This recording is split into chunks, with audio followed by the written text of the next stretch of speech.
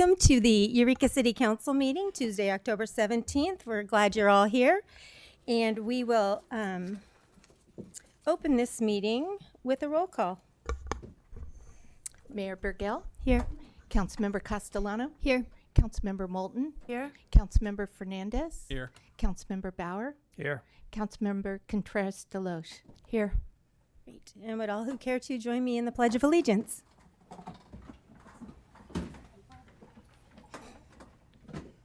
I pledge of allegiance to the flag of the United States of America and to the republic for which it stands, one nation, indivisible, with liberty and justice for all.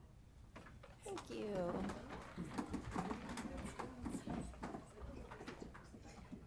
And City Attorney Black, do we have a report at a closed session? Mayor, no actions were taken in closed session. I will report that a lawsuit that was just served on the city today was added to the closed session agenda. And on a unanimous vote of the council and as an urgency item. And that was the matter of Munson and Constantine Blackwell versus City of Eureka and City of Eureka City Council, those 1 through 10. And that was added for a report. No action, other than adding it, no action was taken. Great, thank you. All right, moving into proclamations. We have a proclamation for National Long-Term Care Residents' Rights Month. Is there someone here to receive this proclamation? Okay, Councilmember Fernandez. I see no one. City of Eureka proclamation in recognition of National Long-Term Care Residents' Rights Month, October 2023. Whereas there are 1.3 million individuals living in 15,600 nursing homes and over 800,000 individuals living in 28,900 assisted living / residential care facilities in the U.S., and whereas the Federal Nursing Home Reform Act of 1987 guarantees residents their individual rights in order to promote and maintain their dignity and autonomy, and whereas all residents should be aware of their rights so that they may be empowered to live with dignity and self-determination, and whereas we wish to honor and celebrate these citizens, to recognize their rich individuality and to reaffirm their right to vote and participate politically, including the right to have a say in their care, and whereas individuals and groups across the country will be celebrating Residents' Rights Month with the theme, Amplify Our Voices, emphasizing a community of long-term care residents coming together to make their voices heard. Now, therefore, on behalf of Mayor Kim Burgell and the Eureka City Council, do hereby proclaim October 2023 as National Long-Term Care Residents' Rights Month in the City of Eureka and encourage all citizens to join me in these important observances.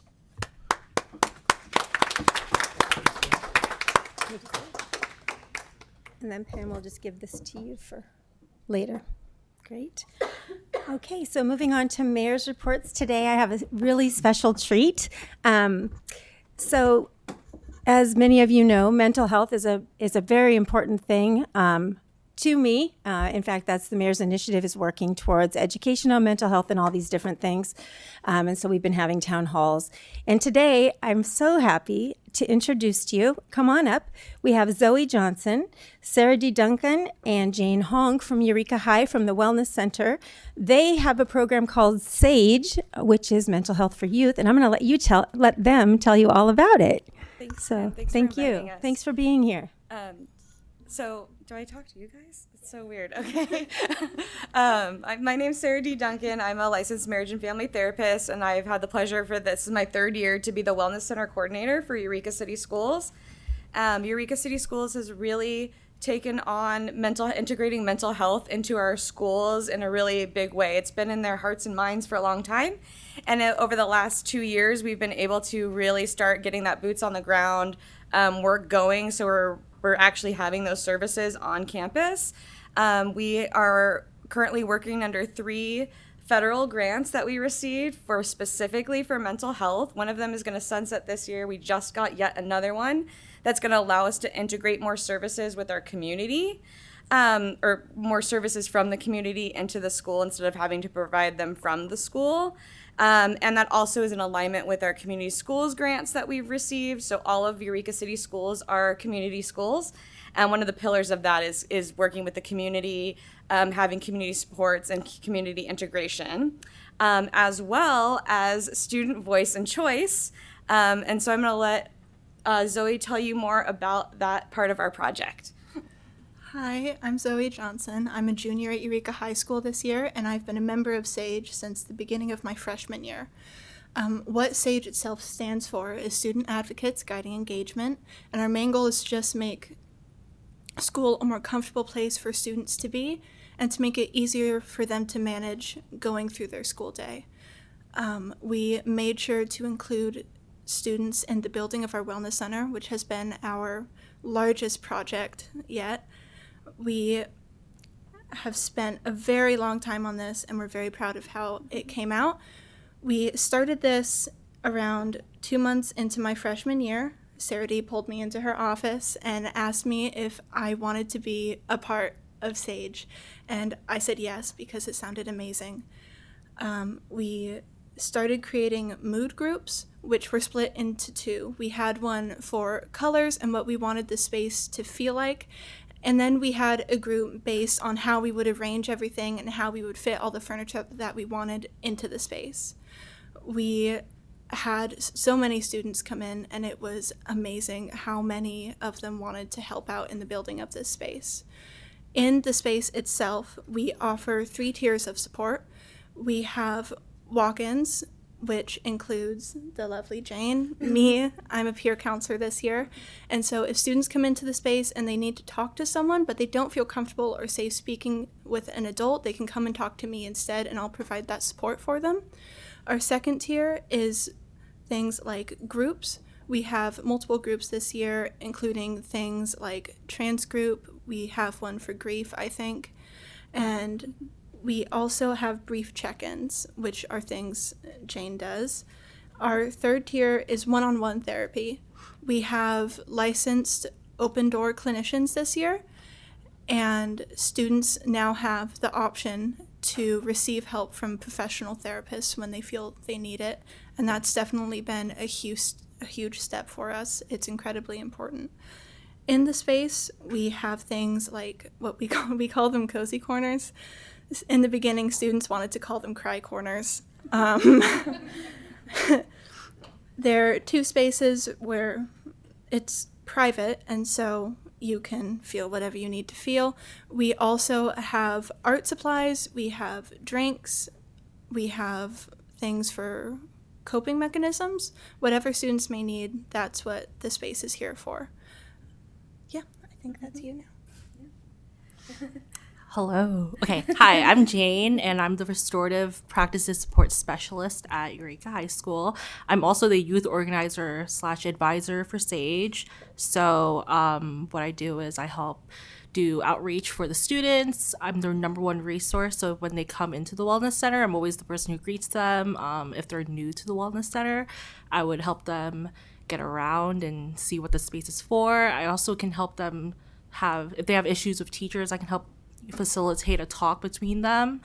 A lot of students will come in and not really want to talk. They would try to just take their 15-minute break and be on their own, but oftentimes I do check up on them, and then they will end up talking to me, and it actually helps a lot because a lot of them have left the Wellness Center feeling ready to go back to class, and if they're not, usually I will go to class with them, and that helps with students a lot.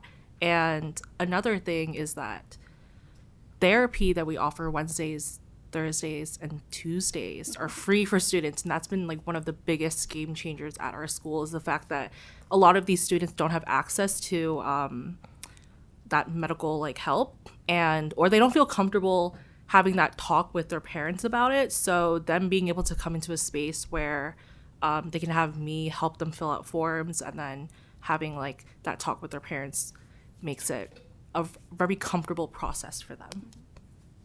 Yep, that's it. And these 2 right here represent also one of our projects that we're really working on, which is growing our workforce for mental health. We know that there's not enough practitioners in this community for all the people, all the needs. And so one of the long-term projects that we're working on is how we grow people. So starting with the young people, teaching them about how to be a counselor, about confidentiality, to being the next another young person who's graduated college but still comes back as like a peer supporter, that maybe someday will go get licensed and be a practitioner, so that we're building this into our system so that we have these people who want to serve our community as well. So this is a good representation of that project as well. Do we have any questions? Yeah. All right, awesome. I was just curious, you're describing the center and how you're arranging it to make everybody feel comfortable. How big is it actually, the physical space? It's pretty big. We moved after we first started planning it, and we got access to a much larger space. We have, it's like a kitchenette, basically. We have a microwave, coffee pot, a sink. We have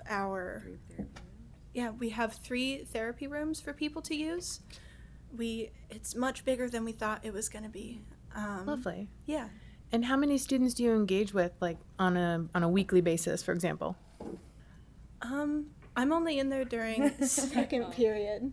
So I would say that we get about 10 or so students a day, and I would say maybe around 6 or 7 students will end up having a discussion with me one-on-one.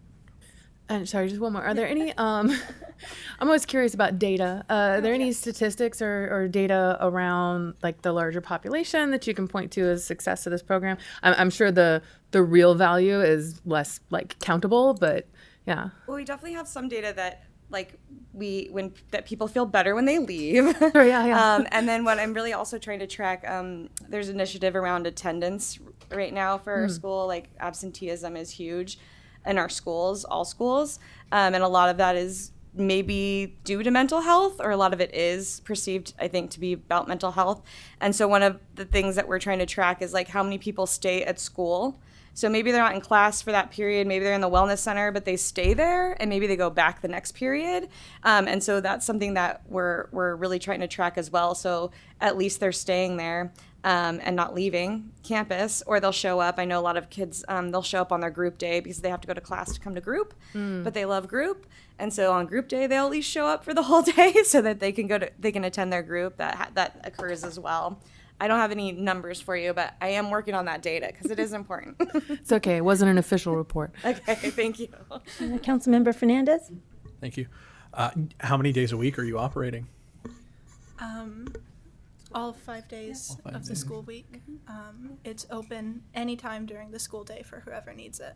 No, that's fantastic to hear. That's really the only question I had, and really it's just the commentary. I commend you on being part of that, and I think it's fantastic for the services you're offering to the other students. Thank you.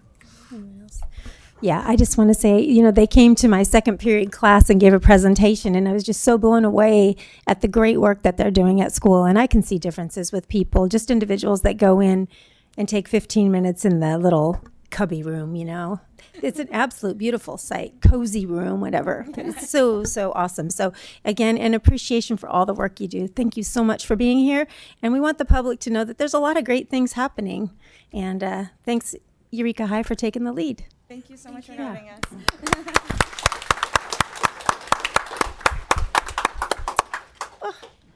Makes me so happy. Okay, and so our next presentation will be Talk Eureka with Media Coordinator Hunter and Admin Tech Russ Mantle.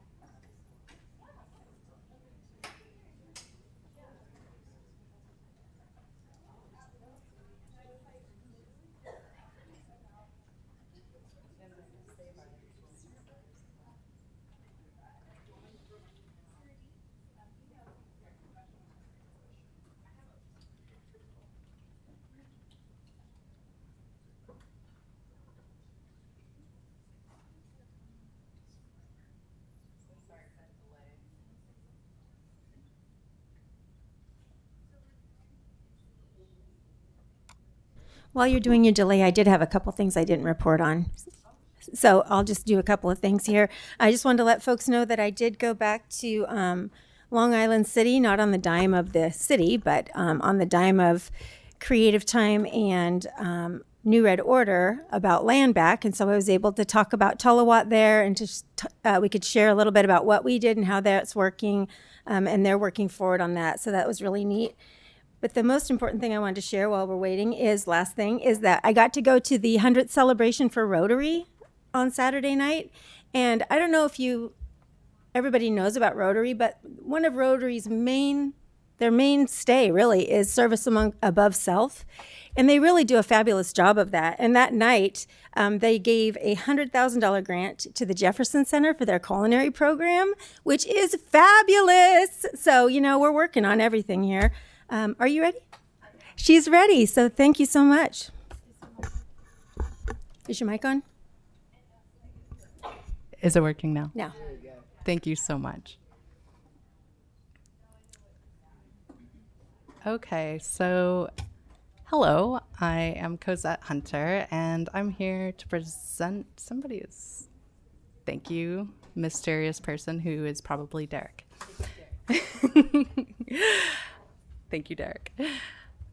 So Let's Talk Eureka is the new community engagement platform. Now, community engagement is one of those topics that I think we are always considering, especially with municipalities and other community organizations. Part of community engagement, or the 4 pillars that I'm always thinking about, are going to be outreach, education, and empowerment. And these are, along with engagement, the main ways that I articulate community growth, and that I'm always thinking about community organizationally. So when we're talking about the city and the ways in which we engage with our residents, outreach via social media, community events, and word of mouth are really the primary and first ways that we're connecting with people in the community.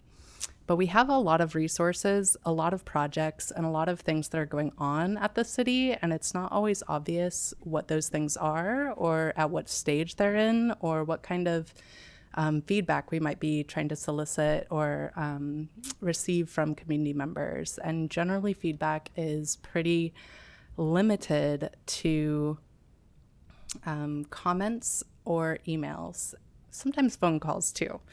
But we don't see a dedicated place for community members to come and discuss things that the city is up to, and especially not specific projects that the city is engaging with.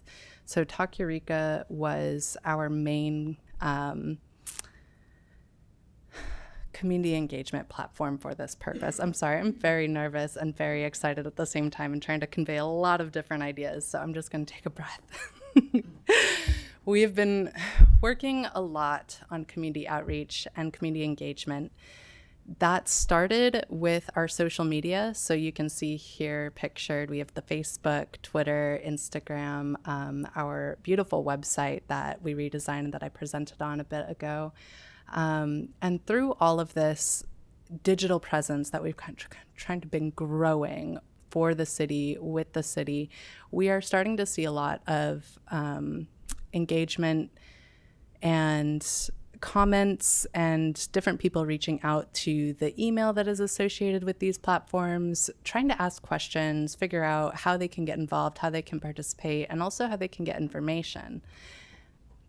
But again, there isn't a place for everybody to necessarily talk to each other and to the people working on these projects or to the people working on specific issues. And so again, with community engagement, we really want to see people's stories. We want to hear from each other. We want to talk to each other. We want there to be an open exchange of ideas. We want to see voting. We want to see people engaging and feeling empowered to participate in city projects and in the work that goes on in their community. Because that kind of engagement, that kind of sense of empowerment is going to lead to community pride. It's going to lead to a brighter future where people really feel like they are living and working together in the place that they live and on the futures that they want to see for themselves and their kids. So ultimately, that will be leading to community growth and healthier communities overall. Technical literacy is a huge barrier to that when we're talking about research and finding information on projects that are ongoing, finding information in general. Our world is becoming a more and more technical world, and without that kind of education and knowledge, it is very difficult to access information. Resource availability, not everybody knows that these resources exist or that this kind of repository of information exists. We do our best to make sure that people know that the city website is a very wonderful resource full of information. It's full of highly detailed PDFs outlining every step of the way for most city projects. But a lot of people just don't know that that's there. And again, with social media, we are trying to kind of broaden that knowledge and increase that technical literacy, because social media is something that people already engage with. It's something they're already working on, and something that they tend to spend a lot of time on every day. I mean, I do. So if we can get to people in the social media realm and bring them to the city website, bring them to these resources and kind of broaden that knowledge, the idea is that we will increase technical literacy, and that resource availability, people will be more aware of it. They'll know that these resources exist. But Talk Eureka is specifically for projects that are ongoing, and those projects uniquely. Sorry, I kind of ran ahead of some of these slides. So we designed Talk Eureka to be an area where people could get project information in a way that's easier to understand and disseminate than digging through the city website. And it's a place where people can actually talk back and share their ideas, share their stories, discuss with each other about different things that are going on with the city. And this is going to host multiple projects. Right now, we have 3 projects that are ongoing. One of the more interactive ones is going to be the Name Your Neighborhood project, but this is the main website. And you can see here pictured a beautiful blue sky and one of our gorgeous Victorian buildings. And it's a pretty simple, straightforward website. Its job is only to host these projects and information relating to these projects. The Name Your Neighborhood project is one of the more interactive ones, and this is an ongoing project that allows people to click through a map of Eureka and name different neighborhoods where they live. It's a pretty cool project. I like this one a lot. I'm not going to get too deep into that because I want to overview the other projects as well, but you can see from this main project page, you have an FAQ section, you have an area that tells you specifically who is working on that project, how to contact them, and then down at the bottom here, we have a timeline for the phases of the project. So that is the ultimate goal of this entire website and this entire platform, is for us to be able to host these projects in a way that make it clear, make the information accessible, and make any resources that people might want to click on to look into further available to them. And we have 2 other projects ongoing right now. I believe Mayor Burgell mentioned the town halls in relation to her passion for mental health. The community health town halls have been ongoing for about 3 town halls now. And while we haven't gotten any engagement yet on this platform, it is quite new, and we are hoping to see more continued conversation on these town hall topics in the forum section. People will be able to submit questions, they can submit their own stories or ideas, and see ongoing information relating to these town halls in the news feed. And then I have also been aggregating important links related to the topics of the town halls, such as the NAMI Humboldt Family Resource Center and various Department of Health and Human Services Resource Center. The last of the current projects that we have on Talk Eureka currently is our city council meetings. I felt that this was especially important because there's a lot that goes on in city council meetings and a lot that is important for people to know that is not necessarily very accessible. It can be difficult to watch meetings. A lot of people, commitment to watching a video is a commitment. I can't even watch a 10-minute YouTube video half the time. So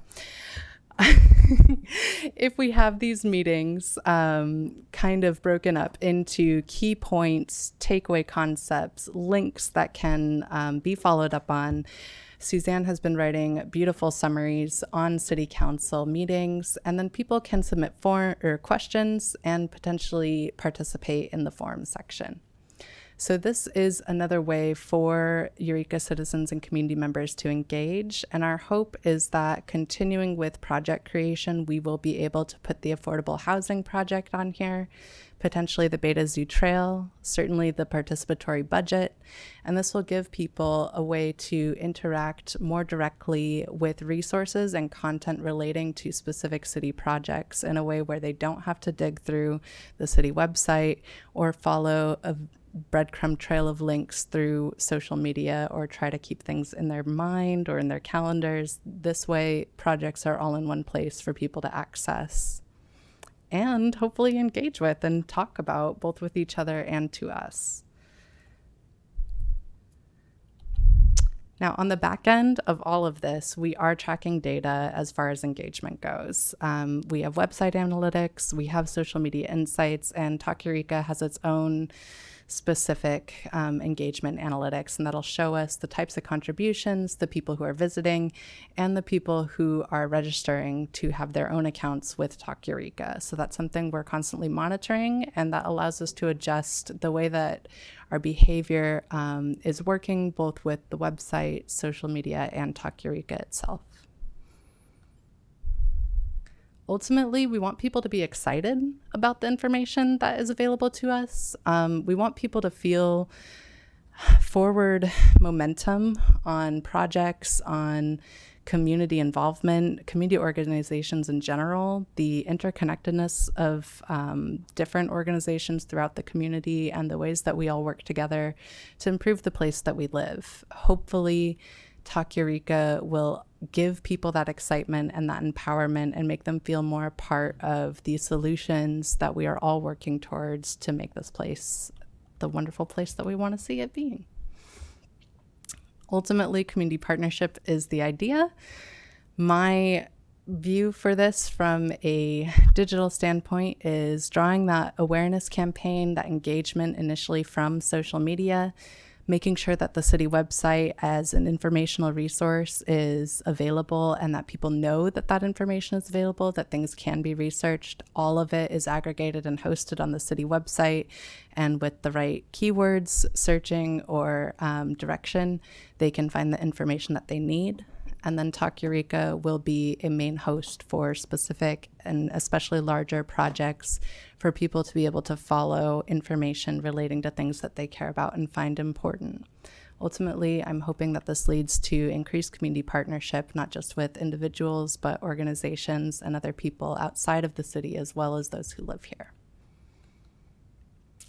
This is just a cute slide about empowerment relationships, where awareness leads to knowing that knowledge exists and that information is out there, generally leads to that knowledge seeking, that self-education, and that exploring of informational resources. This motivates people to act and to learn more and to ultimately have new ideas and get engaged and get motivated to do things. That's all education is for. And engagement is really about successful outreach and successful education campaigns and awareness campaigns. So this relationship digitally between social media, between the city website, and between Talk Eureka are all important aspects, but Talk Eureka is going to have that unique capability of giving a detailed and singular place for city projects to live and for people to be able to go and get just a full breakdown of what's going on relating to different projects that we anticipate. putting on there. So, thank you. I think I'm done. That's it. Thank you so much. That's so much talking. Take a breath now. You're great. Do we have any questions from council? Councilmember Moulton. Thank you. It's good job because it's always worse going into it. Can you talk a little bit about moderation? I don't mean like Yes. the middle path. I mean, how do you moderate these conversations? Yes. So moderating for Talk Eureka, that was actually the biggest concern when we were looking into this as an option. And it is moderated by third party. The platform host, Engagement HQ, does do moderation for us. Some of it is auto-moderated, like there's just filters for certain type of derogatory commentary, things like that. But then there is real human beings that are going through and making sure that things are staying on topic and that they are respectful and polite. So there is a third-party moderator, and we aren't doing any of that ourselves. Thank you. Anyone else? Councilmember Fernandez. Thank you for putting this together. I was curious how long this project has been live now. Talk Eureka has been alive, I think, about 2 months. We did a sort of soft launch right before the last town hall. So I would say about a little over a month. Okay, yeah, and I understand that this is new and still in its inception, and so I'm curious how the numbers have been going for our engagement just over the last 2 months then. Pretty low. Okay. So we haven't done what I would term a hard launch. The information surrounding Talk Eureka has been disseminated as a part of the town hall, and then more recently as a part of Name Your Neighborhood.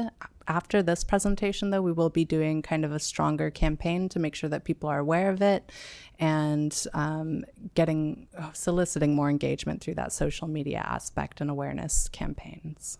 No, that's great to hear. Thank you. And then, yeah, you've already answered my question about forum moderation, so thank you for that.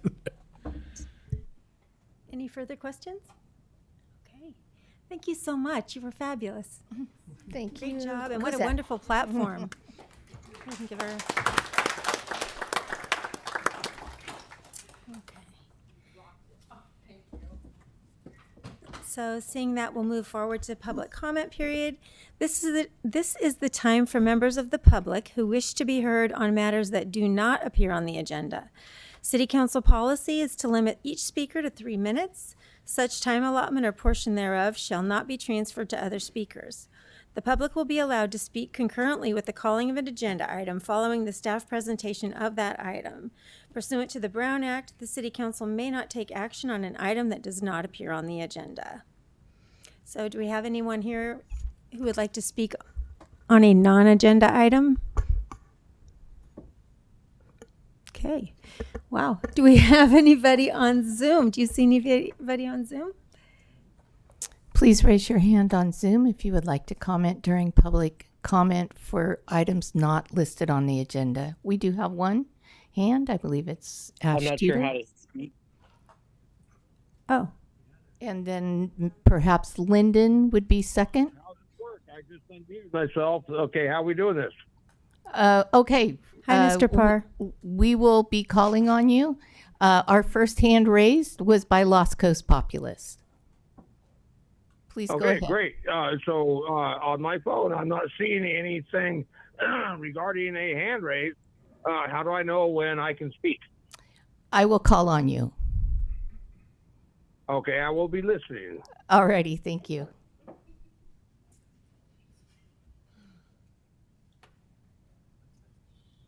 Hello? Pam, I think he. There we go. Oh.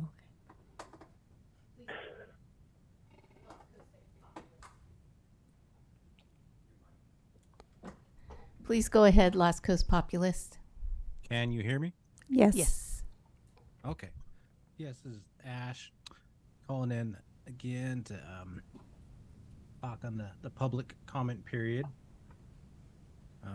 Just wanted to talk about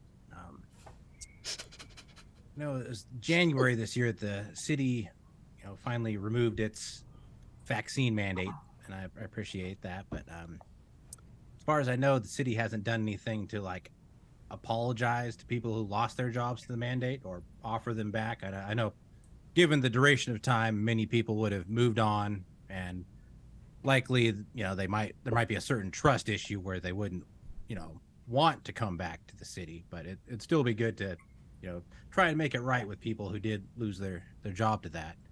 And a recent thing that happened, in this realm was that President Biden's FDA vaccine advisor provided personal reasons for refusing the latest COVID shot, raising concerns of potential deadly effects from the mRNA jabs. Dr. Paul Offit said the following: "Myocarditis could last longer than previously thought. I think I'm protected. I didn't get last year's bivalent vaccine. I'm not getting this year's vaccine because I think I have higher frequency of T cells. We're going to find out about this vaccine over time. It's a novel strategy. We certainly were surprised by myocarditis and pericarditis, and we'll see whether or not over time, when we're at 5 or 10 years into this, 15 years into this, whether there's any evidence of residual myocardial disease.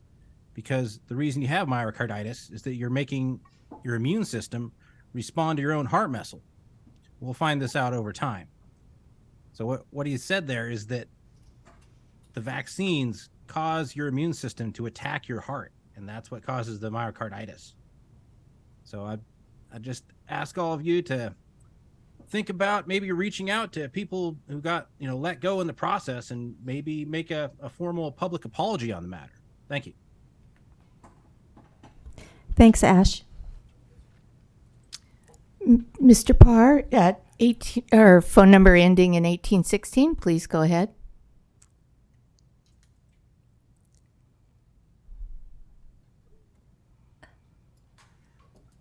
Can you hear me? We can.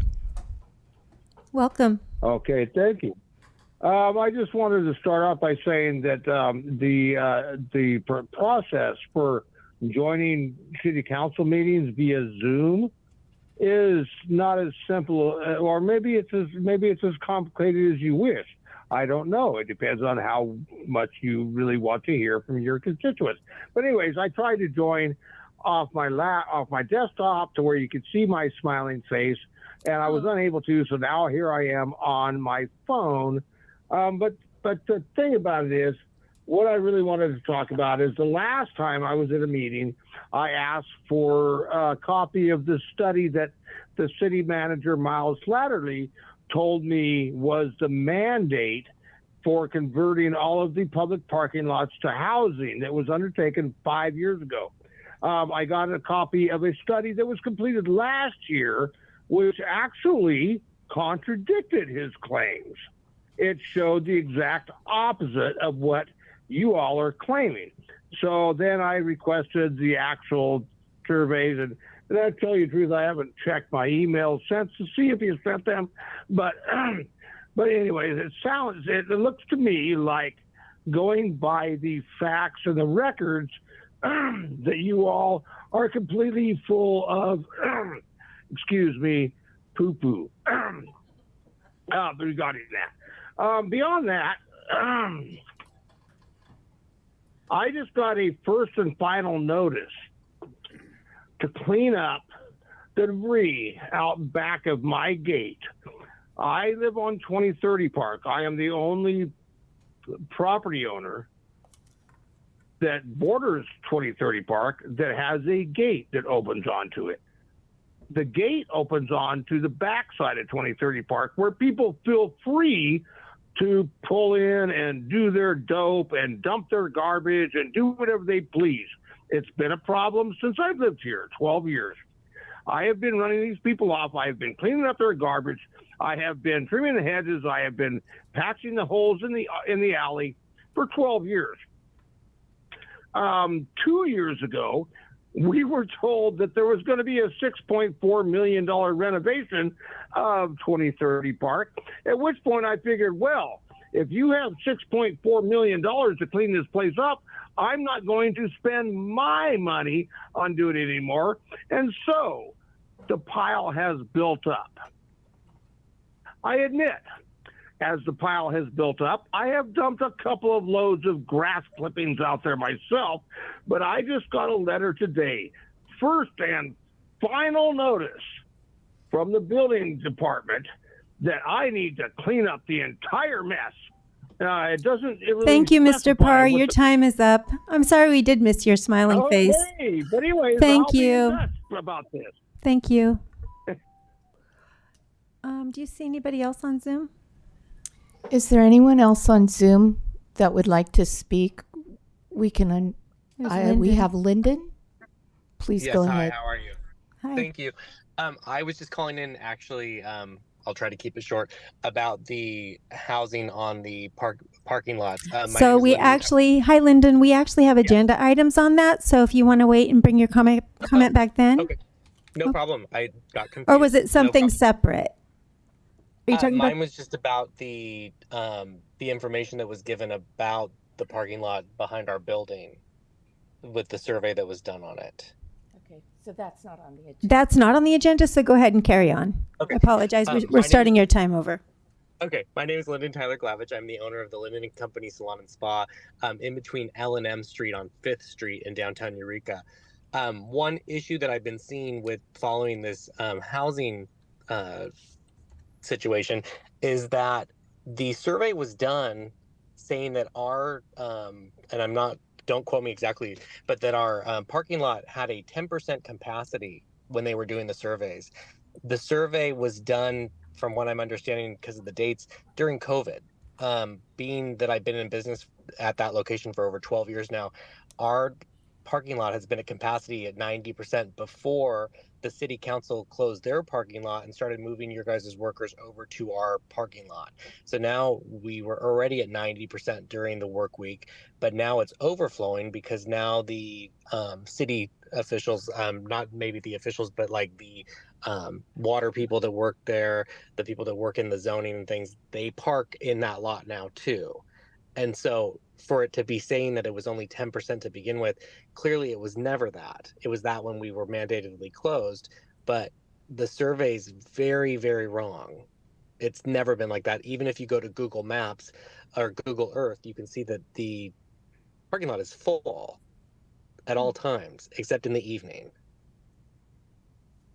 And so there needs to be some sort of recheck on these things, because I feel like it's getting loosely put towards being so that it gets pushed through, but it's not, it doesn't seem very ethical or reasonable to say that we're going to do it based on these numbers, because they're not correct.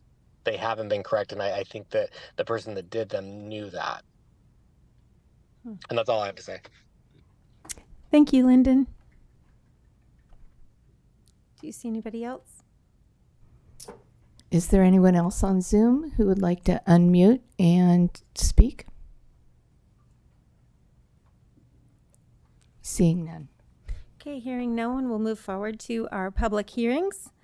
Our first public hearing of this evening is Unmet Transit Needs public hearing, and that is with Finance Director Millar. Good evening, Madam Mayor and City Council. The first public hearing tonight is titled Unmet Transit Needs. This is an annual process we do with the help of the Humboldt County Association of Governments, or HCOG. And with us tonight, we have Stevie Luther, an employee of HCOG. He's here to do a presentation before we conclude the public hearing. So I will pass it over to Stevie. Thank you. Welcome, Stevie. Thank you. Thank you, Lane, and good evening, Mayor and Council.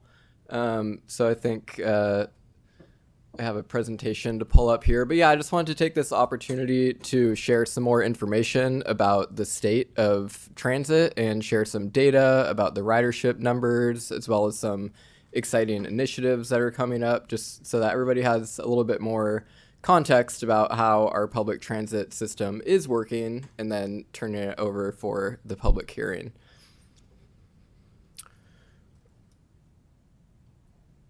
Wonderful. Thank you, Pam. Oops, I clicked out of it.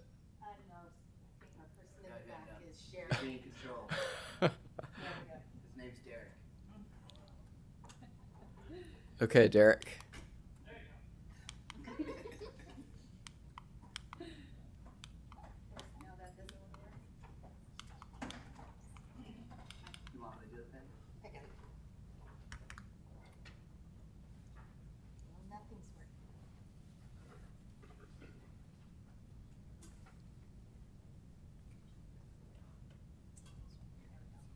Awesome. I will go through even faster now. So here's just an outline of what I'll talk about. And next slide. The unmet transit needs is about the use of local transportation funds. So I've highlighted the amount that the city of Eureka gets allocated in the last 2 fiscal years, right around $1 million. And 0 of that goes for the streets and roads. Some jurisdictions are able to use a portion of that money instead of for transit on their local streets and roads maintenance. But in Eureka, it is all used for public transit. Excellent. And the Humboldt Transit Authority is the largest transit operator. So here are a few of the numbers from the most recent year. 446,000 total passengers. 60,000 of those were using the Cal Poly Jack Pass, and total operating 6.5 million, and they returned about 1 million of that in fares. And this is a look at the historical ridership, and you can see that there was a huge drop during COVID, during the shutdowns, but still many people were riding as an essential service, and that in recent years, the ridership has started to increase, and we see that trend continuing. And a similar trend has been underway for the Arcata and Mad River transit service. So these are a few of the performance measures that we use to evaluate new transit services. So this one is the operating subsidy per passenger trip, just basically how much it costs the public agency to pay for each rider. And you can see that the Eureka Transit Service has the lowest subsidy, just indicating that it is the most cost-effective. And another measure is passenger trips per vehicle service hour. On the far right, showing the most recent numbers and an improvement over the prior year. And again, the ETS has the highest passenger trips per vehicle service hour, just indicating its effectiveness in running through the city where there's a fair amount of population density. So this one I'll take a little bit of time on, but I think it is interesting. This is from the 5-year transit development plan that HCOG is recently wrapping up. And this looked at census data for transit-dependent populations, for youth, adults over 65, people with disabilities, people living below the poverty level, and zero-vehicle households, and kind of divided them up into quintiles and assigned points, so that the ones closest to the number 25 on the bottom right are indicate the highest transit need based on those populations. And all of those are in Eureka, indicating that Eureka has a very high transit need. And particularly interesting, I think, is that in Old Town, there's a census tract with a 10.1% zero vehicle households. And that's 6.9% in the Henderson Center area. And again, in Old Town census tract, 6.9% of households have zero vehicles. So getting into some of the updates, HTA is working on a branding update. They're calling it Ride Humboldt, and this will make it easier to transfer between all the different transit lines. Next slide.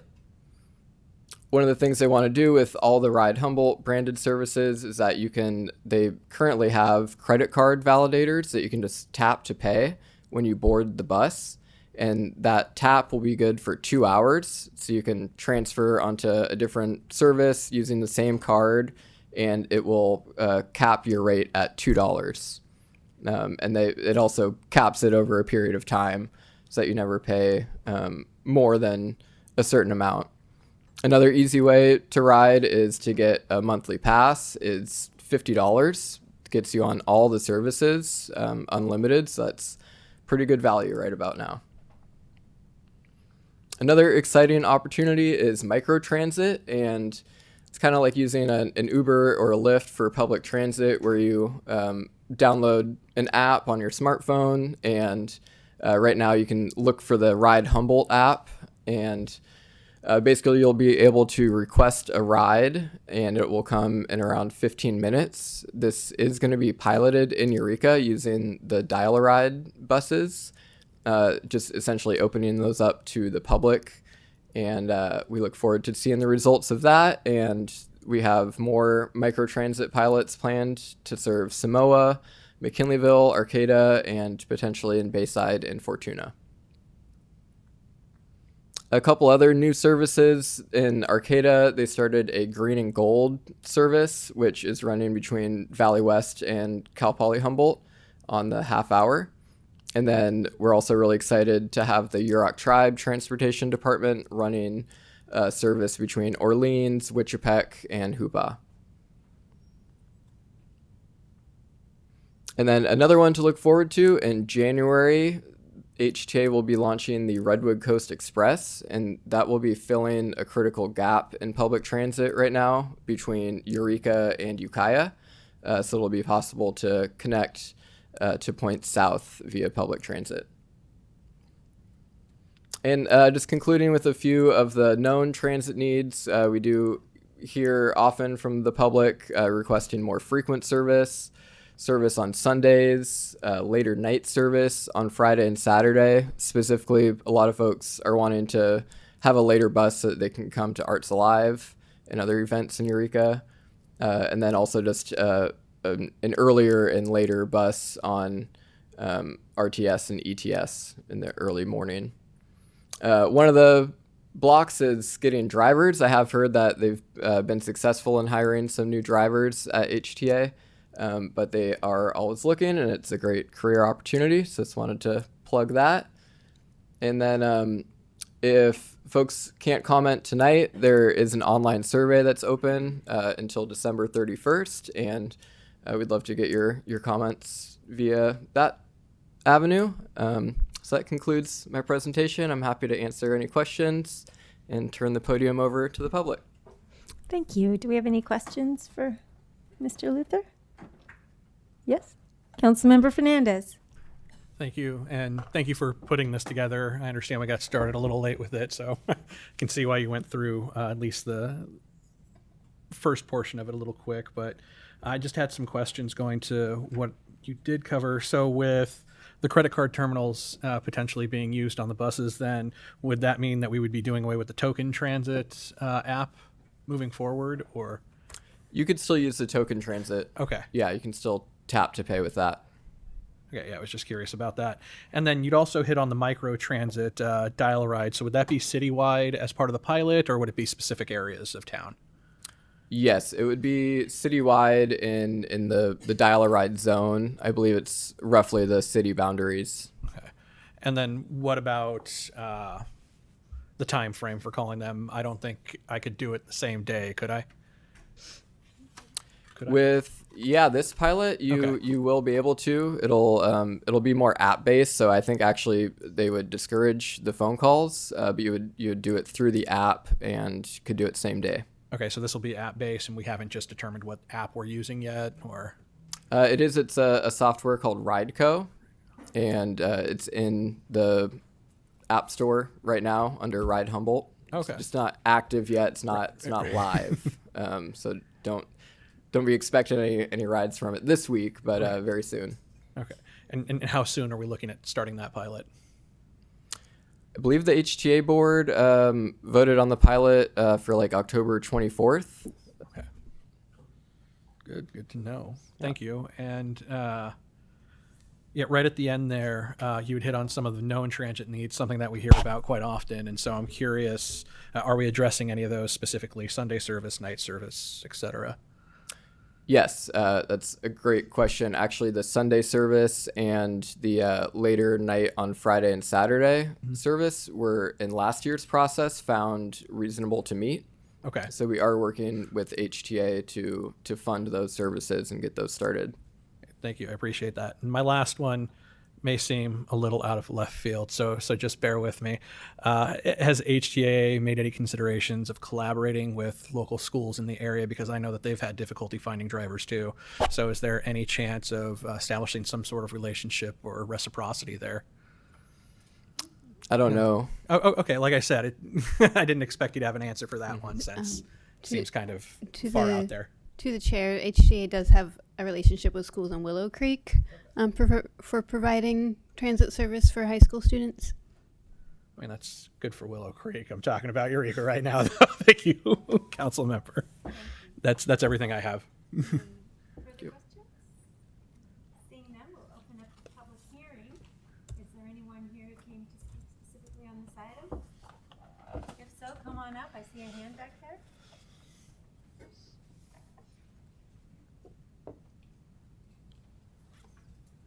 Welcome. Hi, yeah, couple things. So I noticed that it was mentioned that Dial-A-Ride is being opened up to the public. I actually highly recommend against this. I'm someone with a dynamic disability. Obviously, by looking at me, you wouldn't know that. Dynamic disability means my ability fluctuates on a daily basis, meaning some days I require a wheelchair, some days I don't, and etc. So Dial-A-Ride is something that I do utilize on days that I'm not able to access public transportation. It is highly oversaturated with needs already with the community, with the disabled population, with the senior and elderly population, and it's difficult to get on the schedule already. So that's something that I need to get to certain medical appointments that are not covered by my insurance, so I cannot get transportation to those appointments. This is an important topic for me because that I cannot rely on my body to be able to be well enough to utilize the regular public transit for something as important as a medical appointment. So Dial-A-Ride is very important to me to be able to get to those. And then secondly, Dial-A-Ride is also pretty expensive when going through the zones, like from from Eureka to Arcata. Round trip, it's $18 for people who are in the disabled community, myself included, who are under poverty level. If you're on something like supplementary income SSI, your yearly income is $12,000 a year. That's really expensive to do for a lot of appointments that are monthly. So I would love to talk to someone at some point about ways to reduce cost, because I've lived in other areas where they've utilized smaller vehicles that are also wheelchair accessible, such as vans. My thought is, gas is expensive. That decreases the amount of gas being utilized and prices. So that's something I would love to have a connection to speak with someone about.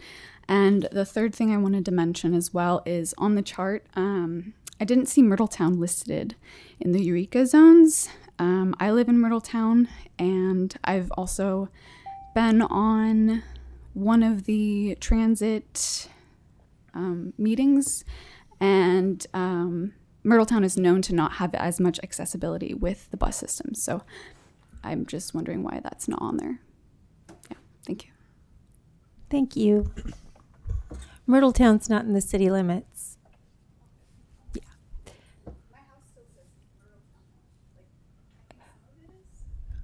Grab my card and call me.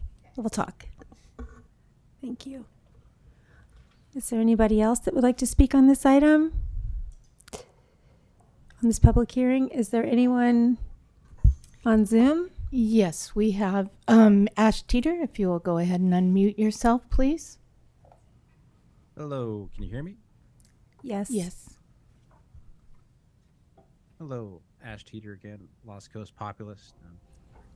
Just wanted to talk about the general transportation issue at hand, and a lot of it has to do with the push for globalization and how we're moving towards smart vehicle, or the push towards electric vehicles and smart cities and stuff like that.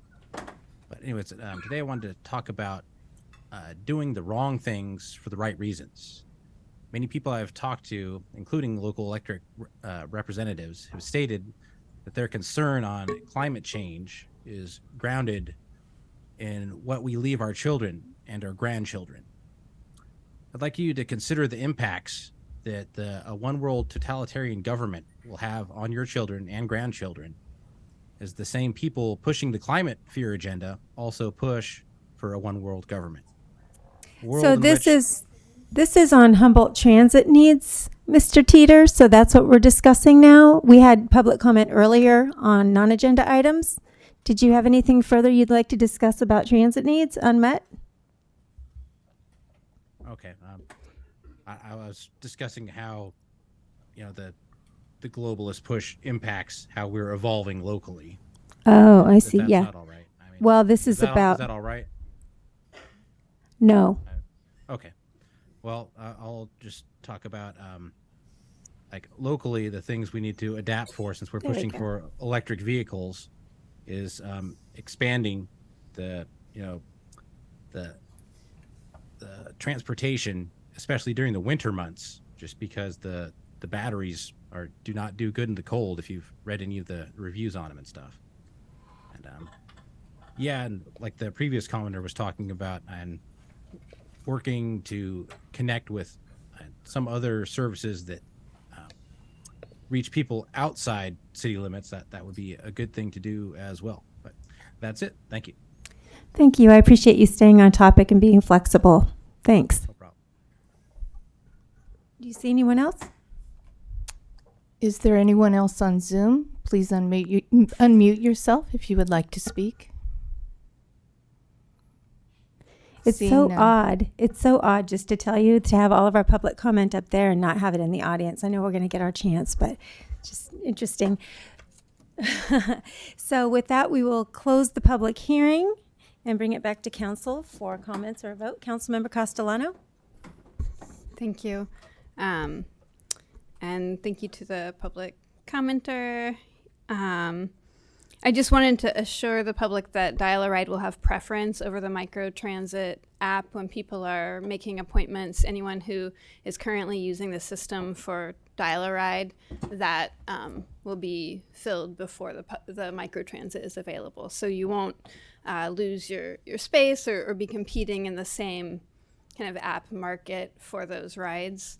And then I think that, Mr. Luther here in the audience did take your note down about the Myrtletown transit, and though that's not in Eureka, it can still be part of the hearing for unmet transit needs.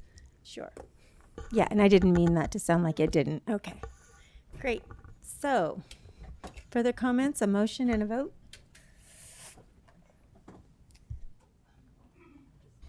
Mayor, we don't need a motion tonight. This is We just a report. you're going to direct staff to forward these comments Let's do to HCOG. Thank you. Thank you.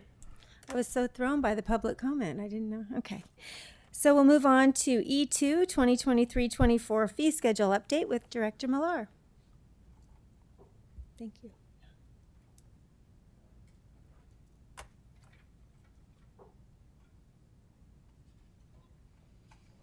Good evening again. The second public hearing tonight is an update to the fiscal year 23-24 fee schedule. It's a relatively minor update tonight. We're focusing on the sewer section, and more specifically the sewer lateral installations. We've altered the description of a couple fees and added 2 new fees. The biggest change is that we've added a non-standard versus standard line item.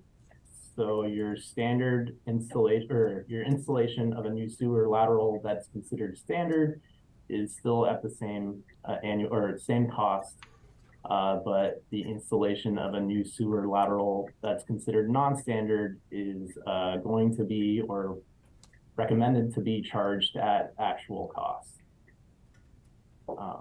that's all I have. I would be happy to answer any questions related to these updates. Councilmember Fernandez. Yeah, I'm hoping to get an understanding of what would be a non-standard lateral fix here. So I can answer that one. Okay. So within the fee schedule, on the fee schedule itself, there's a definition of standard. A standard lateral replacement would be a lateral that is affronting the property in the city's right-of-way. So if the lateral is affronting the property and it's in the city's right-of-way, it would be considered a non-standard. Anything other than that wouldn't. So an example of that would be a property that has a frontage to a state right-of-way. That causes a lot more issues related with replacing it, and so that goes at cost. Another one could potentially be if somebody's at the end of a road and the sewer main doesn't extend to the frontage of that property, and that sewer main needed to be extended in order to have that happen. So those are the difference. The main thing being a standard one is a sewer lateral that's in the frontage of a property of a city's right-of-way.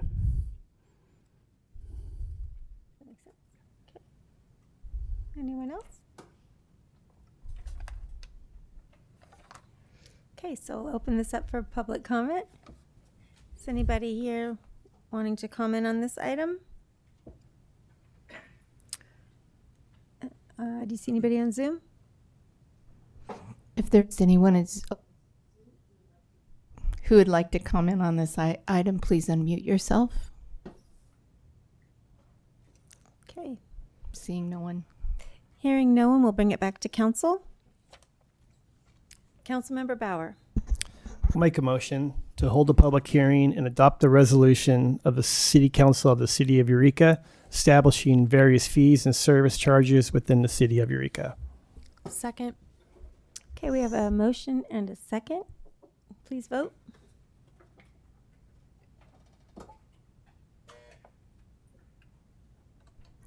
Unanimous yes vote, motion carries. Great. Consent calendar. Notice to the public. All matters listed under this category are considered to be routine by the City Council and will be enacted by one motion pursuant to City Council Resolution 2011-22. If a member of the public would like an item on the consent calendar pulled and discussed separately, the request shall be made to a council member prior to the meeting. Unless a specific request is made by a council member, the consent calendar will not be read. There will be no separate discussion of these items. And I know that we are pulling F5. Are there any other items that need to be pulled? No? Okay, so can we get a motion for the balance? Councilmember Moulton? I will move to approve the consent calendar minus item F5. I'll second. Thank you. It's been moved and seconded. Please vote. Unanimous yes vote, motion carries. Thanks, everybody. So F5, exciting things happening. Mental health clinician 2 and mental health clinician case manager, and that is managing mental health clinician Jacob Rosen. Way to go, Mayor. Rock star. Extraordinaire. I told Miles I was going to call you that. Good evening, Council and Mayor. So we have applied for a couple grants. We've also been working on possible contracting with Department of Health and Human Services, Humboldt County Behavioral Health, to establish more robust crisis services for crisis alternative response of Eureka. We just today, hot off the presses, about 3:30, were awarded a grant for $625,000 to expand those services from the CareStar Foundation. 25,000 of that is actually a kind of honorable, or we were titled as latent honorees of the CareStar Foundation for our emphasis on developing crisis services in rural settings that also take into account indigenous cultures and services, and trying to really expand our cultural approach to mental health. And so this motions, we hope to I'm not sure if motion is the correct word, but we're hoping to get these positions allocated to be able to then hire with that funding that we just received and with other funding that we hope to receive in the near future. And I'm happy to answer any questions.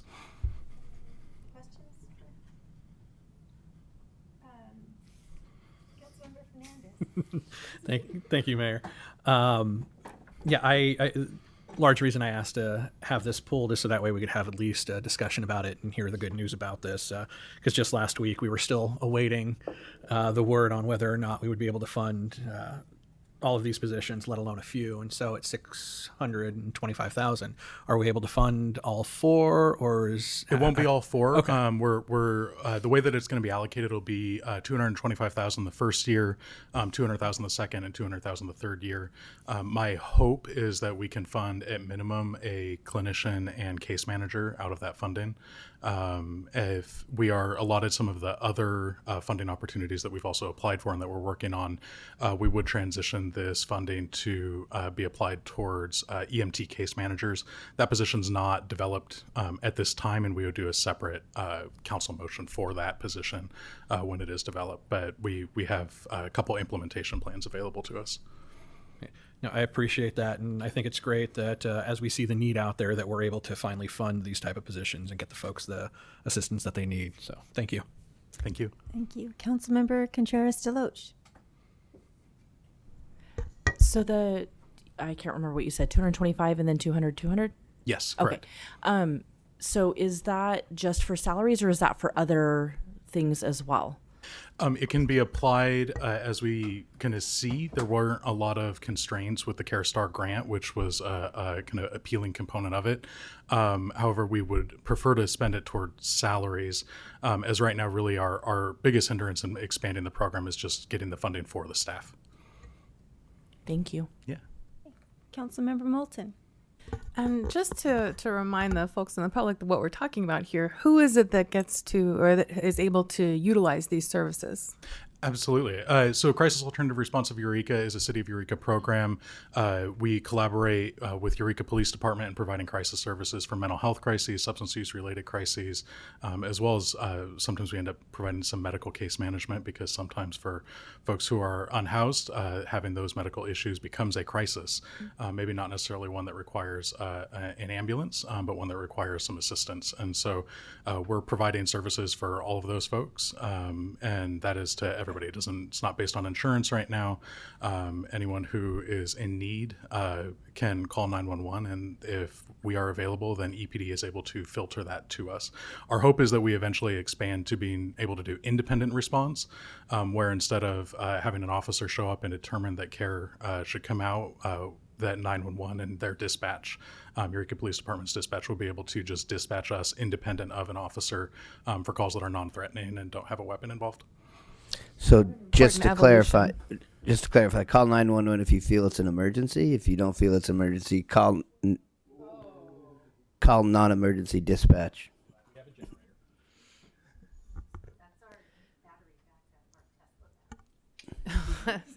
Electrified cities. Does this mean we're offline?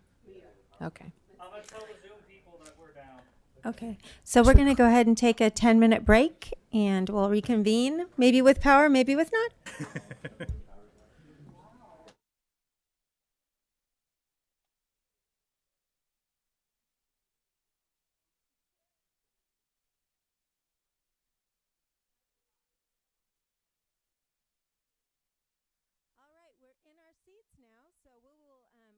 Carry on with, I believe we were asking questions before we were interrupted by the universe.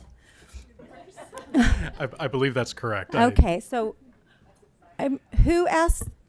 Was I it think you? we were just- I had just Councilmember asked. Moulton? I had just asked about who is utilizing these services. So who is utilizing these services? Well, you did answer. Kind unless of. you want to sum your answer up, just So real quick. I feel that piece was great. I do want to just clarify what City Manager Slattery was clarifying for me prior to the power going out, that these services, calling 911 should only be called if it's an emergency.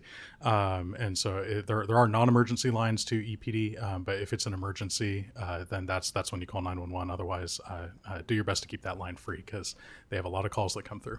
And non-emergency 707-441-4054. Any further questions? Okay, so thank you. With that, we'll open this item up for public comment. Is there anybody here who wants to comment on this item? Do you see anyone on Zoom? If there's anyone on Zoom who would like to comment on this item, please unmute yourself or raise your hand. Seeing none. Okay, seeing none, we'll bring it back to council for a motion, comments, and a second and a vote. Councilmember Moulton. Just a quick comment. I just wanted to express appreciation that this is the direction that the city of Eureka is taking to address the needs of folks whose needs aren't met. I mean,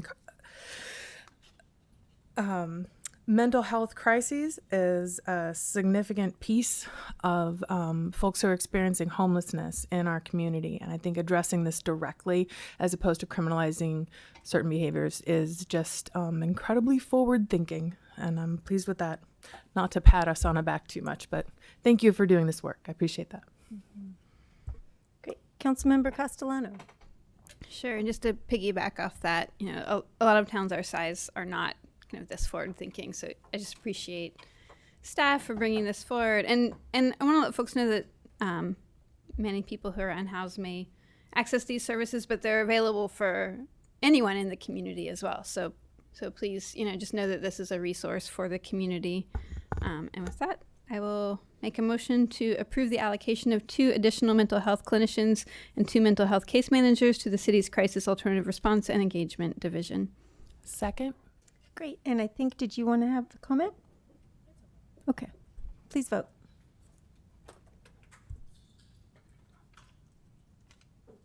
Unanimous yes vote. Motion carries. Great. Thank you. All right, moving on to legislative action correspondence. Does anybody have any legislative action correspondence they'd like to discuss? It's over. Done. Okay. Seeing none, we'll move on to ordinances, resolutions. Entheogenic plants and fungi. I'm just blowing it. I'm butchering it, aren't I? Entheogenic plants and fungi, criminal priority, and that will be City Attorney Black will be doing that report. Thank you, Mayor. My report and introduction will be fairly brief because it's not so much substantive. I'm not an expert in these entheogenic plants, but I did understand, it was given to understand by the city manager that your council wanted the ability to consider taking a position in the matter of the degree of criminal enforcement of state and federal laws that prohibit or restrict, significantly restrict the use of these substances. I did have access to a resolution adopted by the city of Arcata in the same subject area. And I did go through that resolution. I did some fact checking and I did some language cleanups, and I present you now a version of a resolution that was adopted in that city. And what it does, the effect of it, is to express your will as the city council that law enforcement in the city of Eureka deprioritize, if you will, the enforcement of state and federal law in the area of entheogenic plants. And considerable discretion remains with EPD, particularly in the area of any use or involvement of minors with those plants. And also considerable discretion remains with the district attorney's office on what to pursue after it is reported to them. But your expression of priority in this area, I think, would be heard and would be taken into account. And that's where we are. The resolution is available to be modified if you so choose, adopted or denied. Tabled, I guess, would be the way to look at it, because you could just set it off for action at some future date if you wanted to call it up again. Great. Thank you. Does anybody have any questions for City Attorney Black? We also have Managing Mental Health Clinician Rosen who can answer questions as well. Thanks for coming on up. Anyone questions? Be happy to answer any questions. My background in substance use treatment and disorders is I'm a licensed marriage and family therapist. Part of that education is to receive training in treating substance use disorders. I also have 7 years now of treating co-occurring disorders with substance-induced crises. Councilmember Moulton and then Fernandez.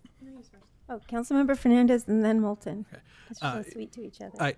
Thank you, Council Member. Thank you, Mayor.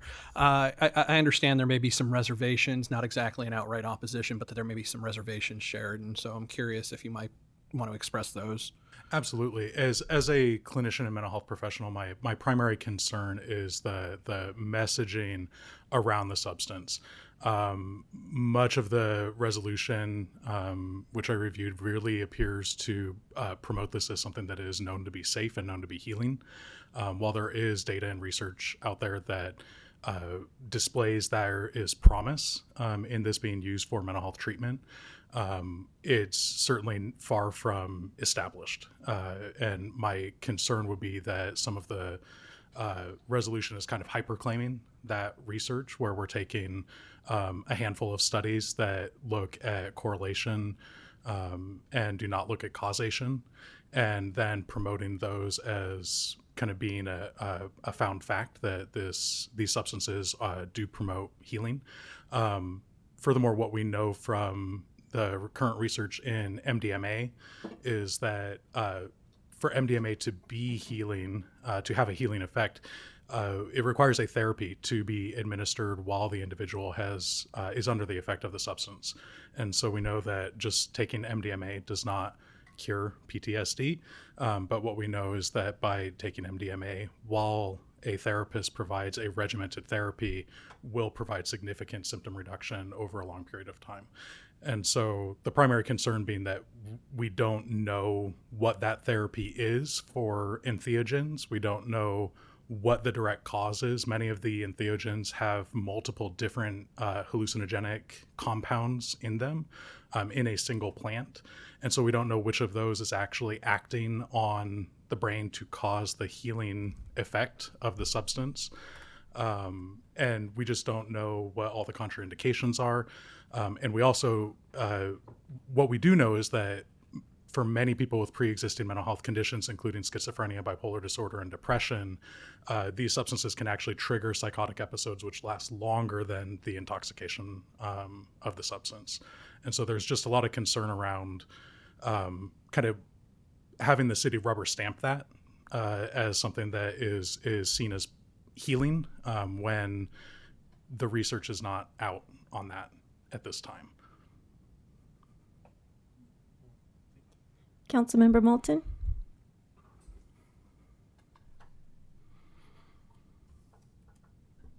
I suppose just in the interest of getting all the opinions on the table, I'm curious if there's a representative or what EPD thinks about this. So I think that City Manager Slatter will be taking those because the chief isn't here. Is that correct? So Chief is at a conference. I will offer Commander LaFrance an opportunity as well after I'm done speaking. I did speak with the chief today. He said he was going to try and make it. He couldn't make it. He did reach out to APD, Arcata Police Department, and spoke with the acting chief there. Acting chief told him that they haven't had any significant issues to this date, is what he had said. I think that there are concerns, as can be expected. I think that if there's from an enforcement standpoint, maybe Commander LaFrance could speak to that. I will say that we did do, when we discussed this previously about the support for AB 58, we did do research on charges associated with entheogenics, and there was very limited. I think that was about a year ago that we had done that. And I believe that there was 5 total cases, of which none were specific to entheogenics. They were a combination of charges mixed with those. So, yeah. Good evening, Council Mayor. From speaking with the chief, we're actually in agreement with the governor on his stance on vetoing this last bill. Our biggest concern from our end is what are the unintended consequences that we're not thinking of right now, and is our staffing able to handle that? Right now we're down, I think, 12 officers out of 48, so we have 36. Is it going to cause, if we have an unintended consequence, can we actually address that from our current staffing levels? Thank you. Thank you. I have the rest of our comments, I think. Okay. Any further questions from Councilmember Contreras-Deloche? Oh, you know what? This may not be a question for you, though. It may be it may be a question actually for Commander LaFrance. I got to talk to the chief as well a couple of days ago, and I just was wondering if you could maybe convey or clarify this to me. One of the concerns that he had was vague language within it, and he said, like it talked about commercial sales in here, but it didn't talk necessarily about person-to-person, not commercial sales. And so he was asking, are we going to clearly define an amount, and how to, as officers who have undergone post-training and stuff, like, turning a blind eye, say if you encounter 4 backpacks, this was the example I think that he had used, or something like that, versus, a bag of something that looks like it's for personal use. I don't know very much about how all of this works, and I don't know if you could kind of like explain that a little bit or speak to that. I can't explain too further. Just from any kind of law we're trying to enforce or not enforce, gray areas are not good. So if we can have somewhat of a clear stance, black and white, hey, here's what you can have and not have, but leaving it open and gray is not a good idea on our end. Understood. Thank you. Okay. Councilmember Bauer. It's for Jacob this time. Do you think, I'm trying to formulate my question, do you think that how we schedule this drug, Schedule 1, right, has impacted the research necessary to make people like yourself more comfortable with, us using these substances being used in a therapeutic way? Absolutely. The process to get certified as an institution to research substances that are Schedule 1 is very strict, and it is a prohibitive factor to expand that research. What I will say is the FDA just in June provided clear trial guidelines to develop these studies, and here we are in October, and that's not a terribly long period of time to have been able to develop the protocols and then actually conduct some of that research. Hence why I think we're just at the beginning of this. If we really look at MDMA as kind of a blueprint's the wrong word, but like a map of how this progresses, there will be more and more studies. And once the scientific community has come to more of a consensus around what is actually causing the change, and what is the actual chemical that's involved in creating a healing state, then we'll be able to kind of better narrow down what therapies are then needed to go along with that. And then we'll eventually see a therapeutic process and kind of regimen emerge.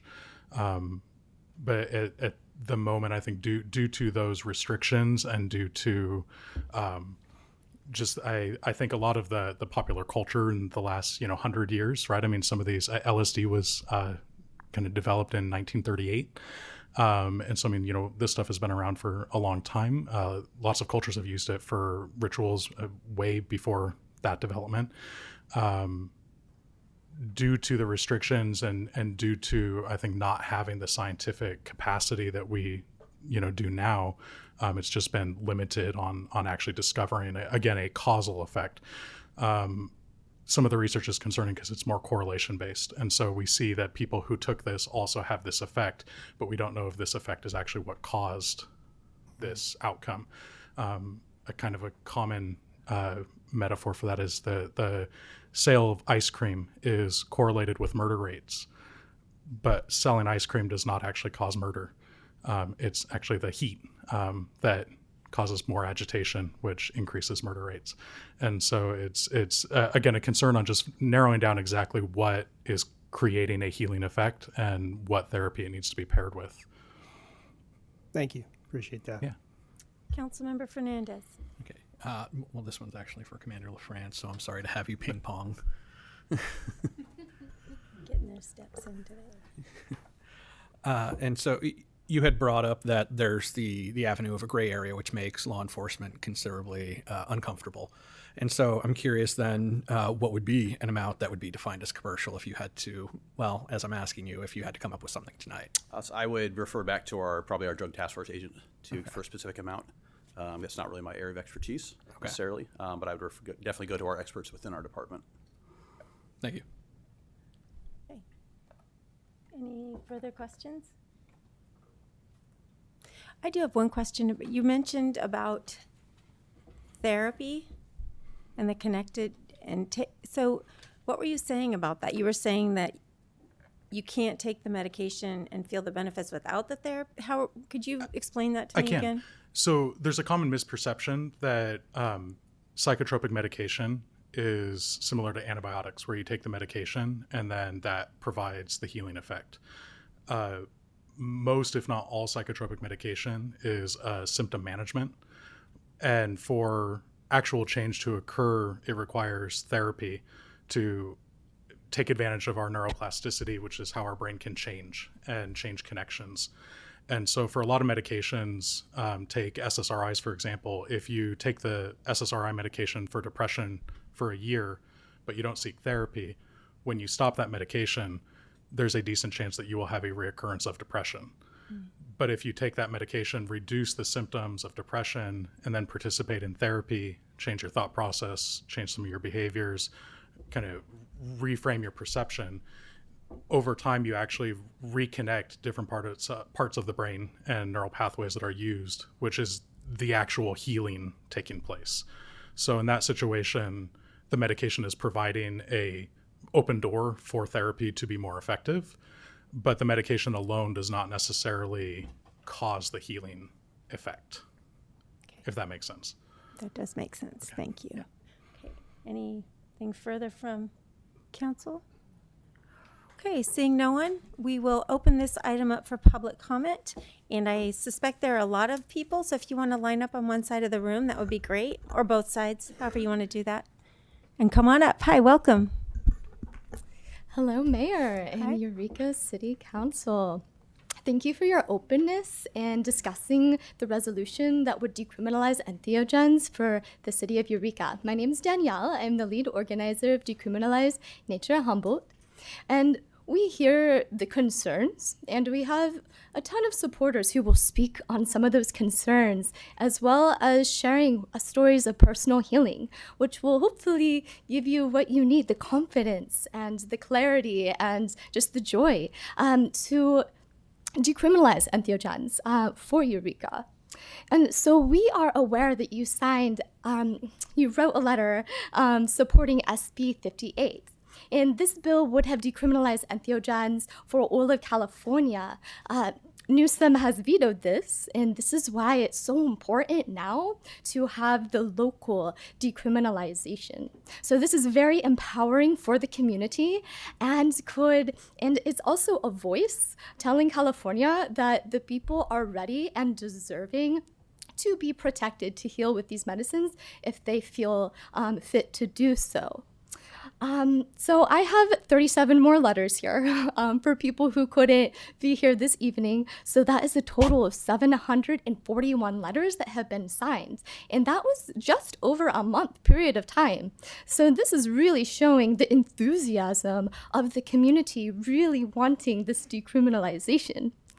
And if you decide to decriminalize entheogens tonight, Decriminalize Nature Humboldt will have an educational event for the Eureka community. And I will come to the next meeting to let you know, so the public will know when that event will be. We'll have different speakers talking about entheogens, what they are, how to safely heal with them. with the rest of the time I have here, I'm going to tell you very briefly why I'm so passionate about decriminalizing entheogens. I was raised in southern Humboldt, and I had a very traumatic childhood, which led to severe depression, suicidal thoughts, hatred of myself, anxiety, addiction. And in my mid-20s, I was introduced to a community that taught me how to heal with these medicines. And we truly heal in community. And I want others to have the opportunity to be able to have the protection and feel safe to heal with these medicines if they would like to do so. And I'm not saying entheogens are for everyone. They are not for everyone. They are but one way of healing of many ways. And at this point in our reality, we need as much healing as we can possibly get. So thank you for your time. Thank you. And we'll start on this side. Yeah. Come on up. Yeah, thank you, Welcome. Mayor and City Council. My name is Roy King. I'm a emeritus associate professor of psychiatry from Stanford University, and moved up here in about 7 years ago. Practiced for 7 years and retired last year. And in my background, I did a lot of research. I published over 100 papers in psychopharmacology and cross-cultural psychiatry, many different fields that overlap with what we're considering tonight. I want to talk briefly about the research efficacy of one of the entheogens, psilocybin. And it's timely because the grandfather of psilocybin research, Roland Griffins, I just read an hour ago, passed yesterday. He started the Psychedelic Center in Johns Hopkins and did some of the seminal work on individuals who were at end stage due to cancer and who took psilocybin and had a pronounced healing effect on their existential dilemma around death. And they had one session, and it persisted for at least 6 months to 12 months follow-up. And subsequent to that, there have been several randomized control studies that show the effectiveness of psilocybin in treatment-resistant depression, in obsessive-compulsive disorder, and some of the anxiety disorders. Mr. Rosen, there are reliable and good models of how these things work. One, they work specifically, the ones that we're talking about, on serotonin receptors, not related to dopamine. As you all know, dopamine excitation is probably related to addictive behavior. Cannabis stimulates dopamine receptors, alcohol, amphetamines, and they're very risky and very addictive. The serotonin agonists do not do that. In addition, they work by increasing what's called neurogenesis. They increase neuronal growth in the brain, and they allow a person to get out of their loopy thoughts and negative thinking by changing the way the brain is wired. So I would say that these medicines are much less addictive than THC and other medications, and have low risk and have low abuse potential. Thank you. Thank you, Dr. King. Would you come on up? So, friends, if we could use hands or snaps, clapping takes time. That sounds at the okay. meeting. Thanks. We're going to be here all night anyway, so let's. Yeah, thank you all so much for taking the time to consider this controversial topic. My name is Jen Bruce, and I've personally benefited from plant medicine. I'm a person in long-term recovery. I was in addiction for 17 years. I come from a family of military on both sides that were also generational alcoholics. So, there was all of these kinds of things that the statistics are talking about. And I can tell you that my plant medicine experience, specifically with Ibogaine, changed my life. And 12-step, everything has helped me. I do all of it, but without the plant medicine, I don't think I'd be okay. I don't have to take any medication. I watch, so living proof, but but I've also worked in the field for 9 years, and the statistics and the studies are great, but it's not the same as seeing these things work or not work. And I would like to clarify too, we're not asking to decriminalize MDMA, we're just talking about particular plants that grow from nature, unadulterated. But I've had the privilege and the honor to work with first responders, with police officers, with Navy SEALs, with plant medicines that were at the Mayo Clinic, which are doing some of the top practices in the world that all the studies point to, and they were not getting resolution. And then after we would do like a plant medicine session, specifically iboga or ibogaine, after 10 years of the Mayo Clinic with no results, they'd be okay again. And so what I realized by working with myself first, and then people in the field that have mental health conditions that are treatment resistant, it's not really mental health that we're looking at, it's trauma.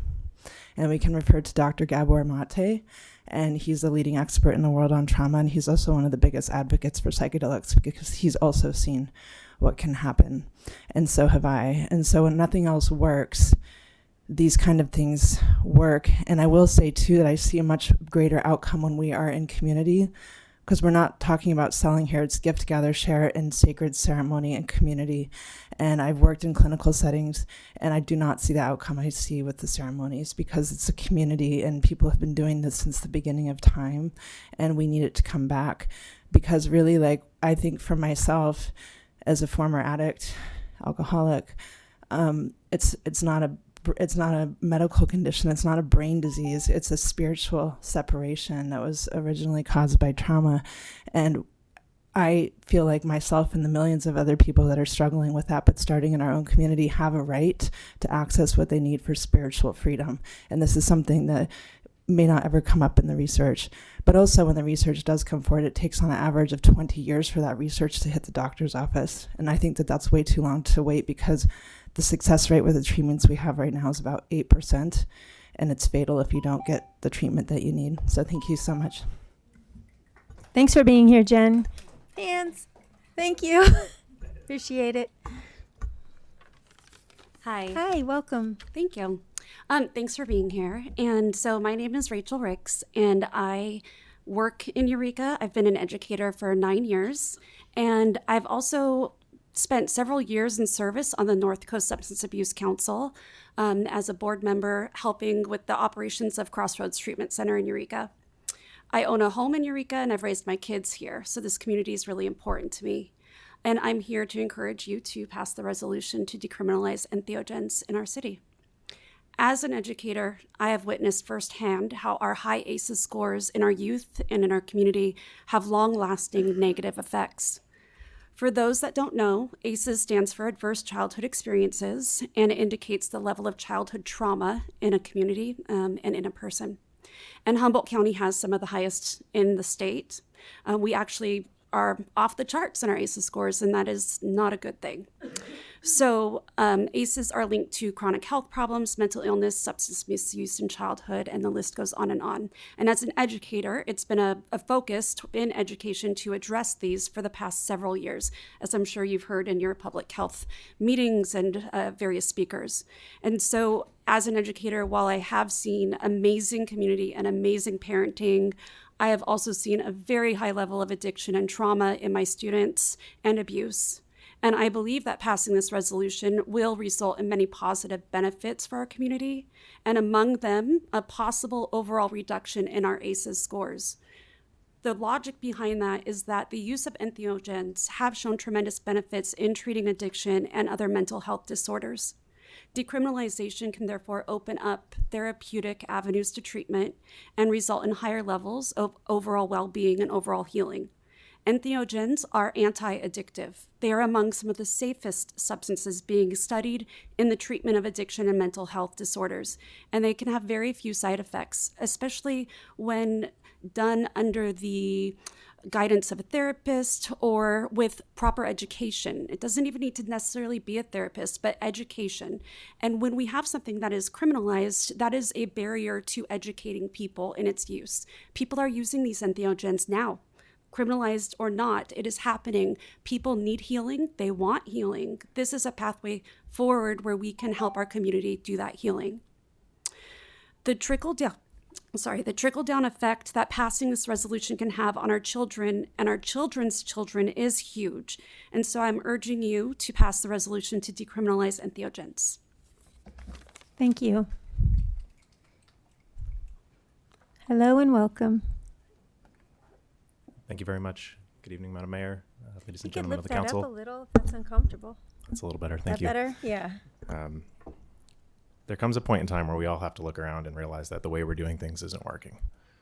You can walk these streets here and see that people are hurting.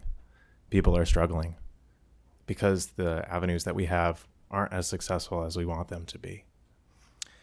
I have a great deal of experience over the last several years working in plant medicine, seeing these results firsthand.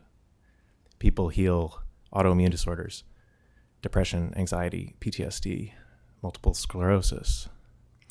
The list goes on. I have seen amazing things happen. I know people that have detoxed off of heroin in 3 days with no withdrawals and have not gone back to using. Show me a treatment center here that can do that. There isn't one right now. These plants were put here for us to use. That's why they are here. I have spent time in indigenous communities across the globe, and they don't struggle the way we struggle because they encourage the use of these plants in sacred ceremony. They share together as a community. They heal together because they see that individual healing is community healing. They offer us an opportunity that we don't have otherwise in this modern medical system. As much as I would love to say that we're getting results with our mental health treatments here, they're not happening. You can look around Arcata, Eureka, everywhere in the county, in California, beyond, and it's time for us to do something different. We have an opportunity here to be front runners in this country, to make a change, to actually allow us access to the plants that the same creator that made you and I also made these plants. We have an opportunity to allow people to access those, to get the healing that they not only need, but that they deserve, that they have a God-given right to. Thank you. Thank you. And before anybody else comes up, I need to let you know that there is a gray Hyundai Tucson and a silver Suburban Legacy 7REL095 and 5WZ. No, is that a Z? 25685. We're trying to move our generator downstairs, and these two vehicles are blocking that. So if you would be willing to go and move your car, that would be most helpful. Mayor, one of those is mine. Oh. Well. I could go move it. Okay. If you're okay with that. Yeah, just don't get onto me for my car being real messy. Just don't tell her where you put it. I'm still injured. So it's a gray Hyundai Tucson. It's a gray Hyundai Tucson. 7REL095 or a silver Subaru Legacy. All right. 5WZ, maybe 75685.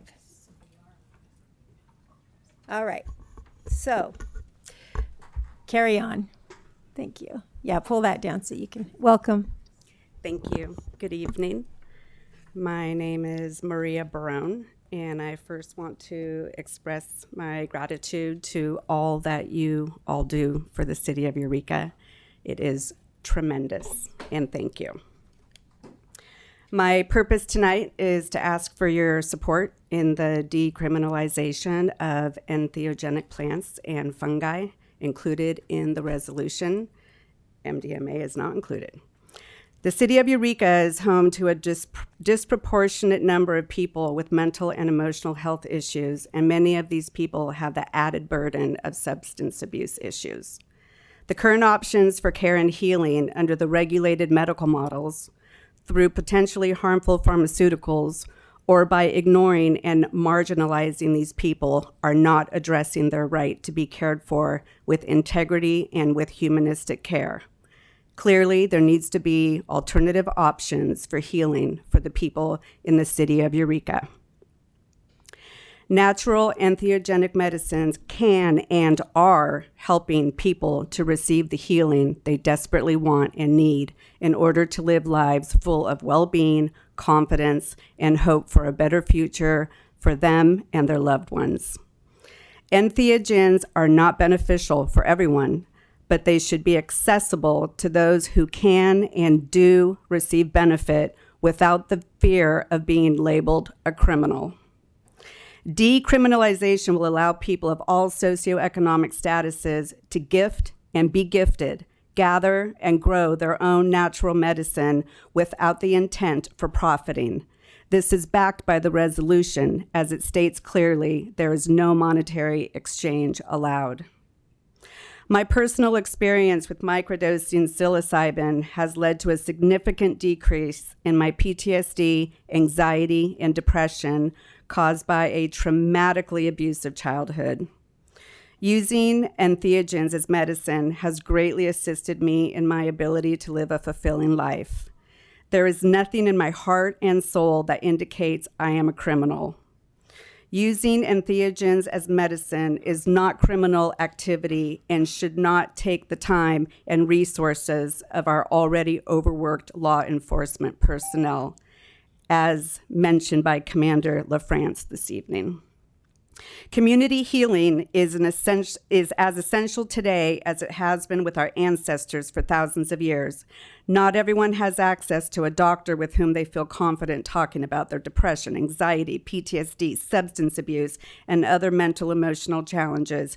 Hence the need for community healing where no fear-based stigma is present. The people who make the city of Eureka their home deserve to have access. Thank you so much. Thank you. Mm-hmm. Great. Hello and welcome. Right here, friend. Perfect. My goodness. A lot of thoughts coming together as I'm hearing everybody and realizing what I can add to contribute to each of these different sort of all the different angles that people are coming from. I could say a lot. I think probably the most important thing for me to say, though, is to come from a personal angle because of the degree of healing that I've personally received from entheogens. I feel as if there are probably many people here, and this has already been addressed a little bit. It's helpful also to notice that that the research, there is that delay on the research, and we can talk all day about how we want to have causation, not correlation. We want the studies to look just exactly right. But we have all kinds of medicine that has those studies exactly right, and it's not helping. The way that has progressed doesn't seem to be, and I'm about to address that from a personal angle, but we have tremendous, we've been going after these problems for such a long time, and we have this established way that we do go about these things. And do we really want to wait that time, and do we really want to wait for full legalization and to have kind of a corporate takeover of all this stuff and have it be sold that way rather than shared by people who care for one another in community and things of that nature? So I'll just say that much on that front, and I think other people are already addressing that stuff. But as far as my personal story, I have lost decades of my life to a fruitless pursuit of healing. When I was 20 years old, I had a nervous breakdown and wound up in a hospital, and they pumped me full of so many pharmaceuticals, and I was like a pharmaceutical test dummy for years, right? And then I had to go in and out of hospitals just for them to get the medication balance right. And then addicted to anti-anxiety drugs for over a decade. That's like walking around drunk every day. You don't learn, oh, is this my time limit? Good heavens, I can't even tell you my personal story. Yeah, so, you have 30 seconds. Oh my goodness. 23. Oh boy, okay, the whole structure of it. I've given I feel as if I've lost so much of my life and have just now discovered in the last couple of years, from the help of entheogens, I have all the healing that I was seeking. The pharmaceuticals didn't help. The Thank therapy you didn't so help. much. All the regular stuff didn't help, and I've gotten tremendous help Okay. and don't need any Thank you, medication thank you, anymore. thank you.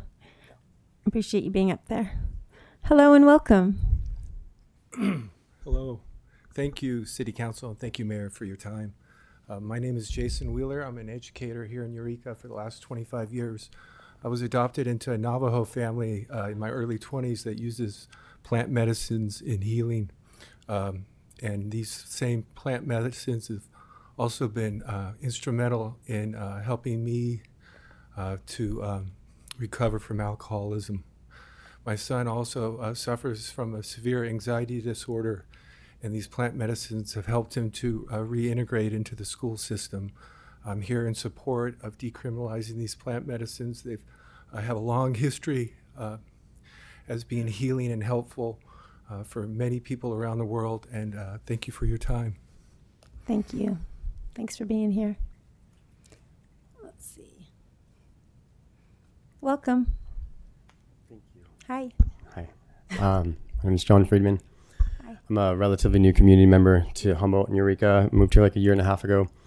I moved here though because of the community that I felt when I visited here for a week, and so what I see here before us is an opportunity, to start paving the way for something that's happening. Whether we agree one way or the other, we want to, like other people are saying, wait for data. There's thousands of years of data, through many, many stories of people. So, okay, we have data. Whether it fits a model, that's one thing. But the fact is that this is moving forward. And we have an opportunity as a community with so many people here that I think value community to move in the right direction and sort of make a statement by adopting the right principles, the right way of doing this, by saying, yeah, we're going to decriminalize. We're not going to throw people in jail who don't need to be in jail for these plants. We're going to then, if there's another issue, we'll look at that. Maybe they were just a student.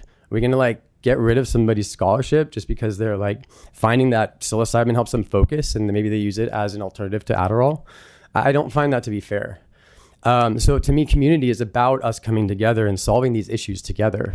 This is an issue that we want, a lot of our community wants. And the thing that separates maybe from the people that want it and don't want it is basically, I think, fear. And the way we dissolve fear is through education. And so if we just come at that with attention to that, with addressing that, creating structure with that, all it takes after that is time, and then we can get somewhere. And of course, we're going to have pitfalls, maybe things that don't work right, but that's the part of the learning process with anything, right? When you adopt change and new things or bring about something back, you're going to have things that you learn from. We shouldn't be afraid of that because we have community. We have so many smart people here that are willing to step in and make this happen. And so anyways, that's something that I really love about Humboldt. I enjoy living here so much, and I just think that this is the growth that I just see it happening in a positive way here. I don't think we need to be afraid that we're not going to do it right, because we have, like I said, we have all these people that are educated that want to do it. So it's about empowering us to do it. And anyways, thank you. Thank you.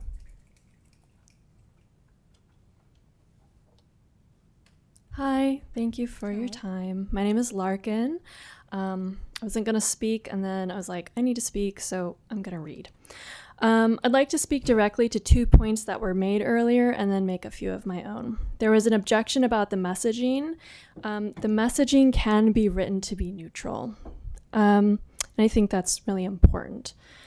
There's also an assumption that people can't access therapeutic thought or behaviors on their own or in community, and that these therapies and substances need to be regulated and that they can't be used in a way that's self-educating, but that is a logical fallacy. Alcohol is legal I'm going to go to a few points. Alcohol is legal and highly unsafe, the abuse of which can lead to multi-generational conflict, abuse, and trauma, as well as death. I've been the focus of alcohol-related abuse and trauma myself. I'd like to remind you of the opioid epidemic, which has killed millions of Americans, including many in our community here. OxyContin was legal. Entheogens don't kill people. Entheogens don't typically lead to arrest, abuse, or certain death. They just give us access to a spiritual path. I personally have benefited from plant medicine. I had 4 years of therapy combined with SSRIs with no particular results for the anxiety and depression I was experiencing at the time.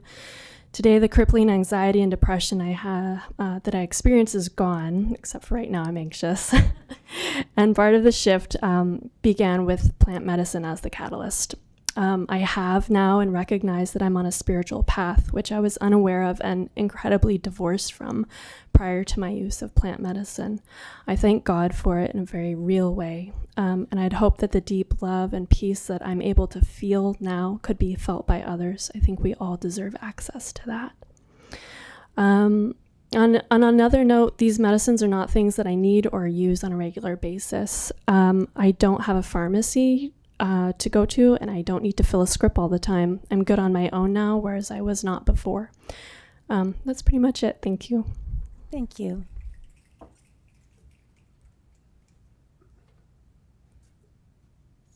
Welcome. Thank you. My name is Allison, and I'm a mental health clinician here in Eureka. Prior to becoming a mental health clinician, I worked in healthcare at St. Joe's and with hospice for 3 years. And I chose to transition to be a mental health clinician after witnessing the need to treat the unresolved trauma that creates symptoms like substance use and existential crises at end of life. Since beginning my career as a therapist, I have done trainings in ketamine-assisted psychotherapy, several different trauma processing modalities, and thanks to the Humboldt Psychedelic Society, I got training in preparation and integration work with psychedelics, as I have a lot of clients who use psychedelics for their own healing, and so I'm able to offer some support to them in that way and hope to continue to do that if this resolution is passed. I was gonna use the same study that Dr. King shared about the 2016 study at Johns Hopkins Center for Psychedelic and Consciousness Research, showing that a substantial majority of people suffering cancer-related anxiety or depression found considerable relief for up to 6 months with a single large dose of psilocybin. So I think I would disagree with what Mr. Rosen said about there not being a lot of research. I think there actually has been a lot of research. I mean, in the last 10 years, I know Johns Hopkins and CIAS down in San Francisco has been studying entheogens and their healing properties. And I just want to thank everyone else who spoke and just show my support for this resolution. Thank you. Thank you. Hello. Hi. My name's Molly Swartout. I'm a student studying biology at College of the Redwoods. And I'm here because this is a topic near and dear to my heart for personal reasons, as everyone here seems to also agree with. And also because it's affected so many people that are close to me that I love very much. I think it's pretty incredible that we have so much research that's come out in such a short time that is pretty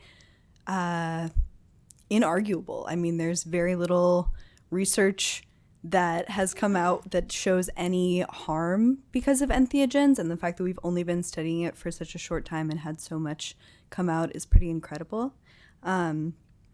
I would just like to talk about specifically my experience because that's all I can talk to. I have had complex PTSD for a long time and tried SSRIs, tried therapy, tried all kinds of things like so many people here. I was self-medicating using alcohol and other illegal and unsafe drugs in unsafe amounts. And when I started microdosing using entheogens, it was the first time that I found relief that was unrelated to those substances. And while I was able to find those substances on my own, moving to Arcata and having a community where I can participate in that safely and have regulated access to microdoses and people to talk about my experience and not live in fear from getting the medicine that I need that's helpful for me has been really relieving and really positively impacted that experience for me. Nothing else has been so impactful and allowed me to live my day-to-day in such a happy and healthy way, and it does increase my ability to be a student and be a positive community member and have resiliency that I can share with the people around me. Yeah, and there's lots of times when I don't need it, and there's lots of times where I don't use it at all for long periods of time, and as other studies show, it's not addictive. So that's all. Thanks. Thank you for being here. Hello. Hello, good evening.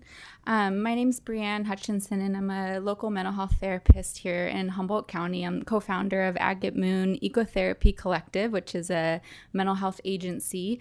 And I wanted to speak on the decrim resolution. So I wanted to make a correction. Mr. Rosen had stated that some facts about MDMA, and I wanted to correct that that's not what we would be talking about here. We're talking about naturally occurring entheogens, and so I just wanted to establish that.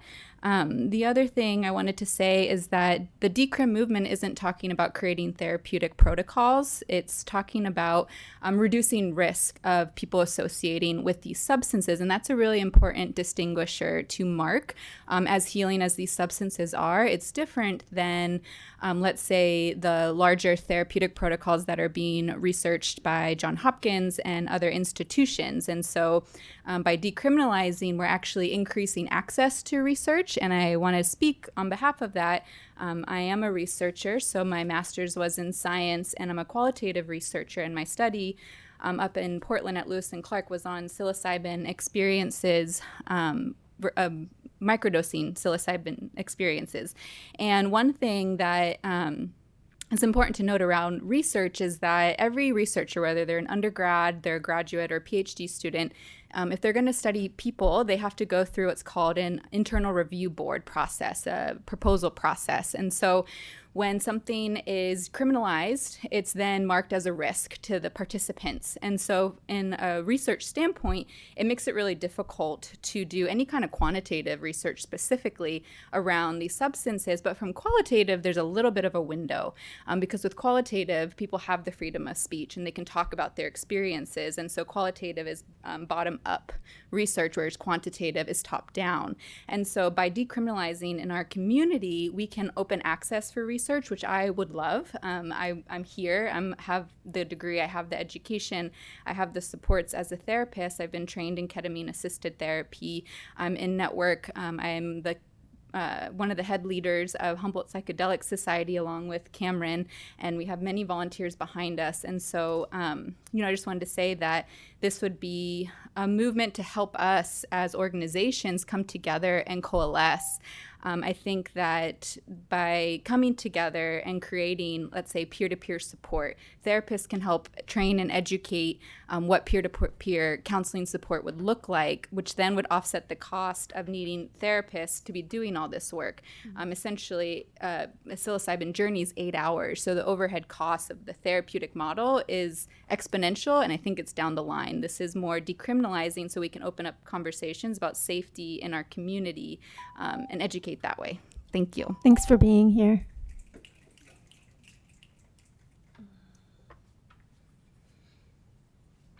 Hello. Hi, good evening. My name is Cameron Hanf. I'm a psychology student at Cal Poly Humboldt, and I also have been in Decriminalized Nature and the Humboldt Psychedelic Society for about 2 years now.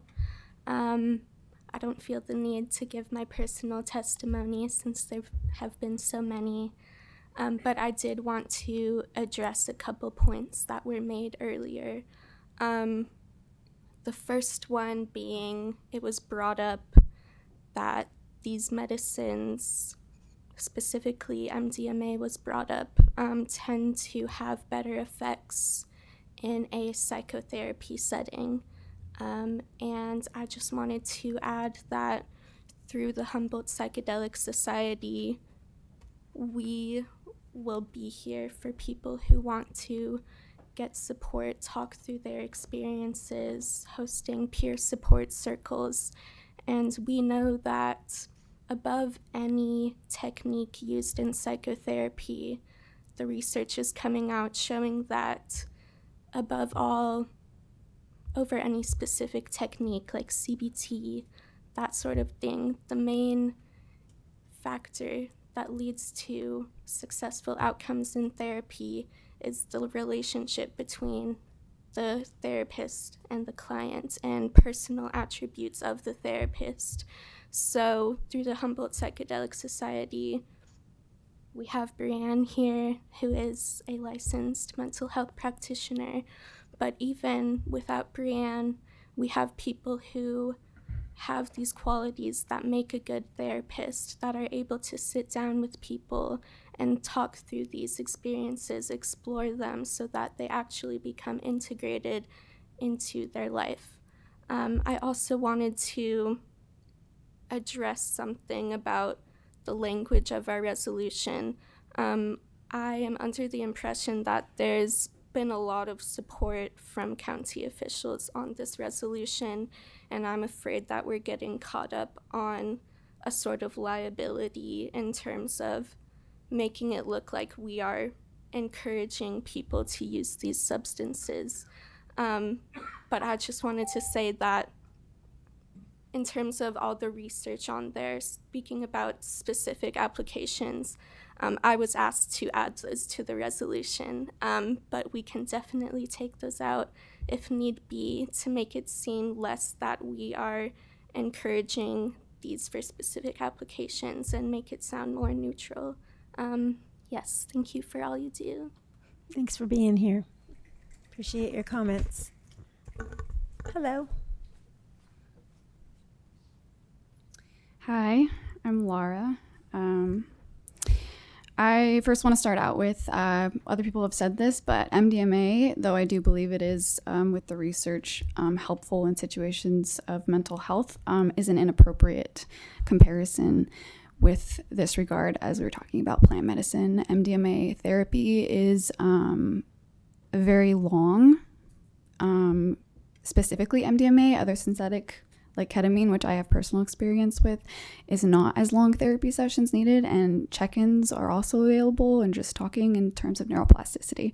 But aside from that, in the context of plant medicine, well, actually, first, placebo also is mentioned. I just want to bring up that American Family Physicians Foundation, a recent meta-analysis suggested that SNRIs and SSRIs, which are commonly used to treat conditions for mental health, may not be more effective than placebo. Moving on to plant medicine, my perspective is one that I don't think a lot of people know about. In terms of cluster headaches, I have cluster headaches, also known as suicide headaches.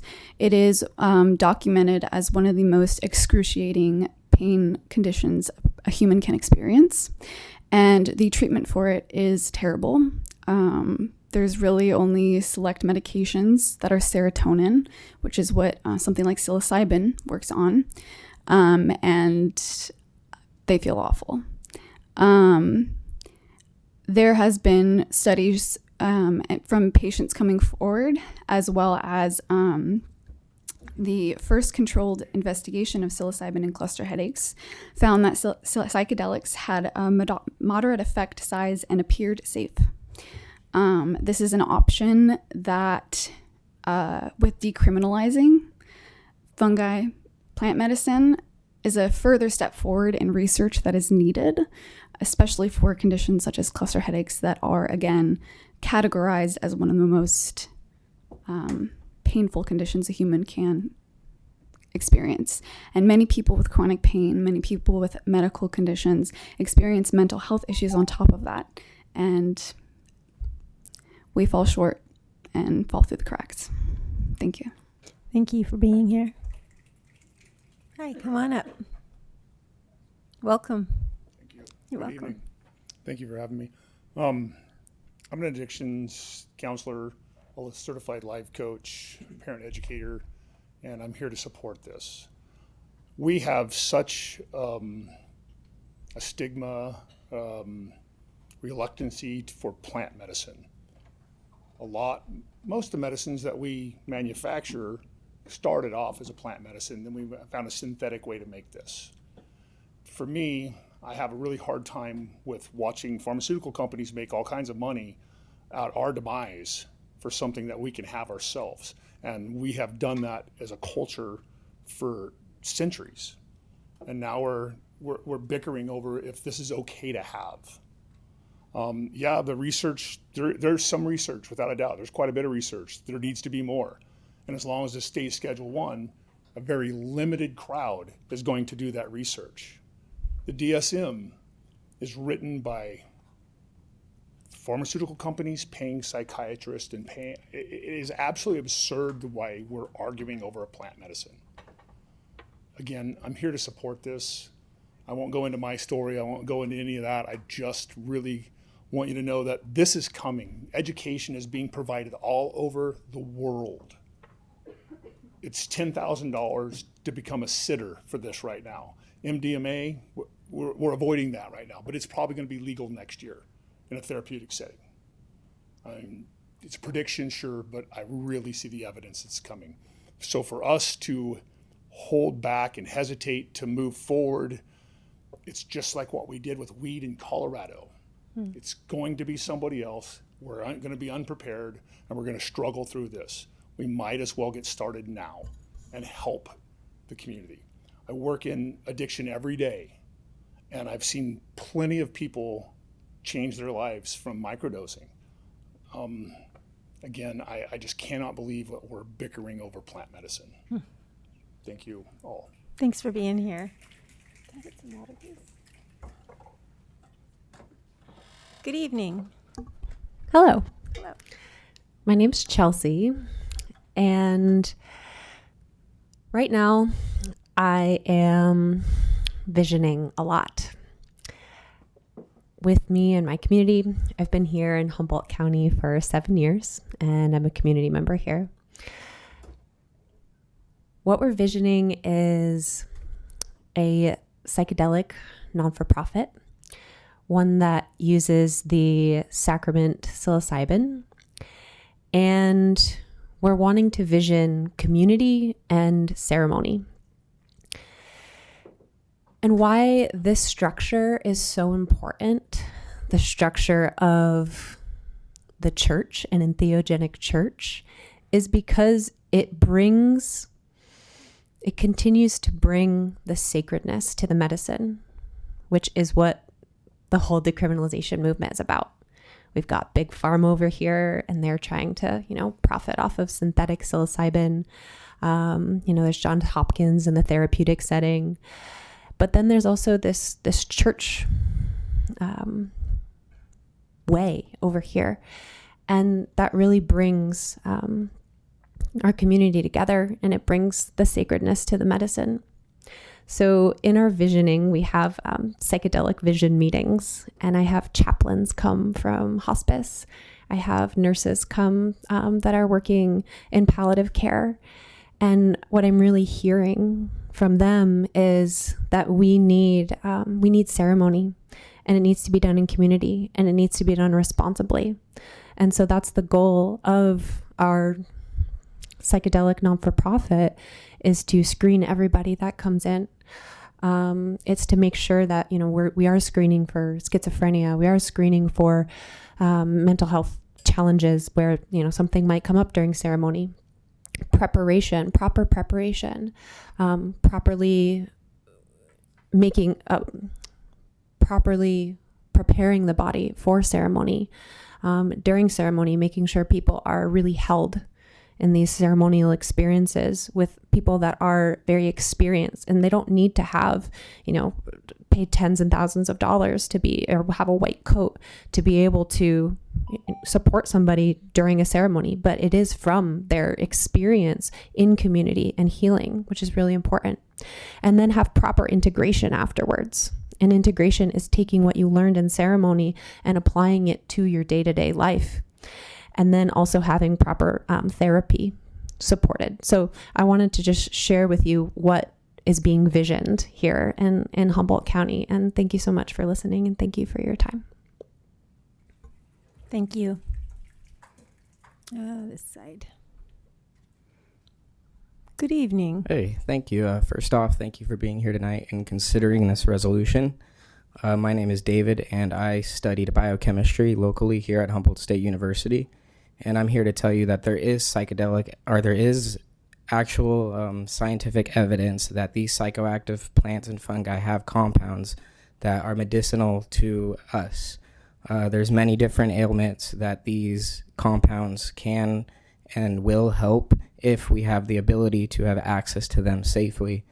I think it's very important for the future of these psychoactive plants and fungi for us to decriminalize this here and to be an example for the rest of the country. And again, thank you for being here. Thank you. So I guess that's... Hi there. Hey, my name's Katie Van Spabrock. I just wanted to express my support for the resolution.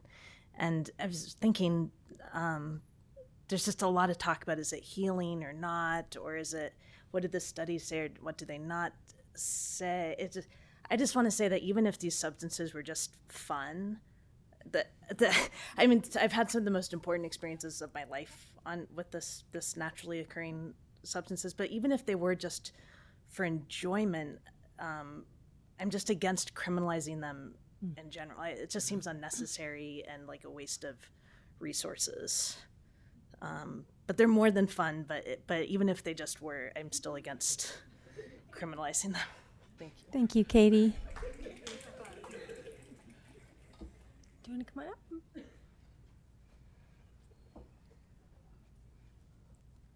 Hi Hello. there. Thank you for considering this. I am in support of it. I was born in Fortuna, grew up in southern Humboldt. I've lived in Eureka for the past 18 years. During that time, I have lost quite a few friends due to depression, alcohol, meth, heroin. And when I say lost, I mean lost to suicide, I mean lost to overdose, and I just mean lost as in terms of becoming unrecognizable and unfunctional in society. I also have quite a few friends, and I include myself in this category, who through the use of some of these entheogenic plant medicines did not go down that path, were very strongly on that path at one point in my life, and friends, exact same thing. And through the use of these have gotten out of that into a unrecognizable space in terms of positivity, in terms of being functional in society, of enjoying life. So yeah, a lot of firsthand experience on the benefits of these. Also just wanted to address the concerns of law enforcement. The scary nightmare and scenarios of needing increased enforcement due to these plants and fungi being decriminalized, those are kind of potential scenarios that may or may not happen. And as has been evidenced by decriminalization in Arcata, it seems very unlikely that those scenarios will materialize. It just doesn't seem to be an issue. On the other hand, meth, heroin, alcohol, these are all very concrete. They do create scenarios where law enforcement does need to get involved on an everyday, regular basis. So anything that can help those struggling with addiction, those struggling with those issues, to help them get past that, that is going to be a huge benefit on law enforcement not having to enforce things. So thank you. Thanks for being here. Come on up. Hi there. Hi, Council. My name is Marlon Jones II. I've been in this county for about 2 years now. I just want to say how forward-thinking this is to decriminalize these things. I'm originally born and raised in Milwaukee, Wisconsin, where it's still a misdemeanor for marijuana. And I have been a huge advocate for the proper change, getting away from fear-forced things. I think that's what a lot of it comes from, is the fear of something and not the actuality of it. And that comes with knowledge and understanding, and having the compassion to change one's mind is one of the most human things you could do. I think we're in the Department of Change right now with everything that's going on in this county as well as the world. I experience a lot of trauma like everyone else has, and psilocybin has helped me recover what I thought I would never get back, which is my life. I've been a custodian for a few school districts, and I've seen a lot of children who are depressed, and they deal with trauma, and they have very little outlets to kind of help them through and navigate what we call life. And I think that at least here in Eureka and Arcata and McKinleyville, we have people who have spoken about things that are being put in place to make sure that there's proper healing, proper therapy, community-wide, to allow for people to take the steps that they need to align their spirit with something they can get behind.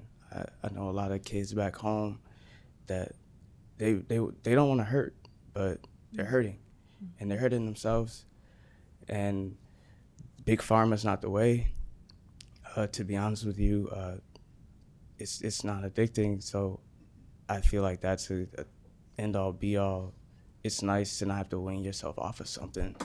It's nice to not have to pop pills every day. I remember seeing my grandma take opioids. I remember seeing my friends take opioids. They're no longer here. I just feel, for me, it's a good way to put a foot forward in the right direction and establish a safe space for the community to come together to heal and to really go through the trauma and the pain. This is what I think it is, and I'm so happy that you guys are even considering doing this. Thank you so much. Thank you. Thanks for being here. Okay, so there's no one else out there, but we do have, it looks like, people on Zoom, and I can't see what the first one says. Lissy's iPhone, if you'd like to unmute yourself. Hi there, can you hear me? We can. Hi, yeah, my name is Lisi Rids, and I'm a current resident of Arcata and longtime resident of Humboldt, went to high school in Eureka. I want to express very strong support for this resolution. I've had experience with Arcata's resolution positively impacting my life and a number of community members in Arcata. And for me personally, I'm 31.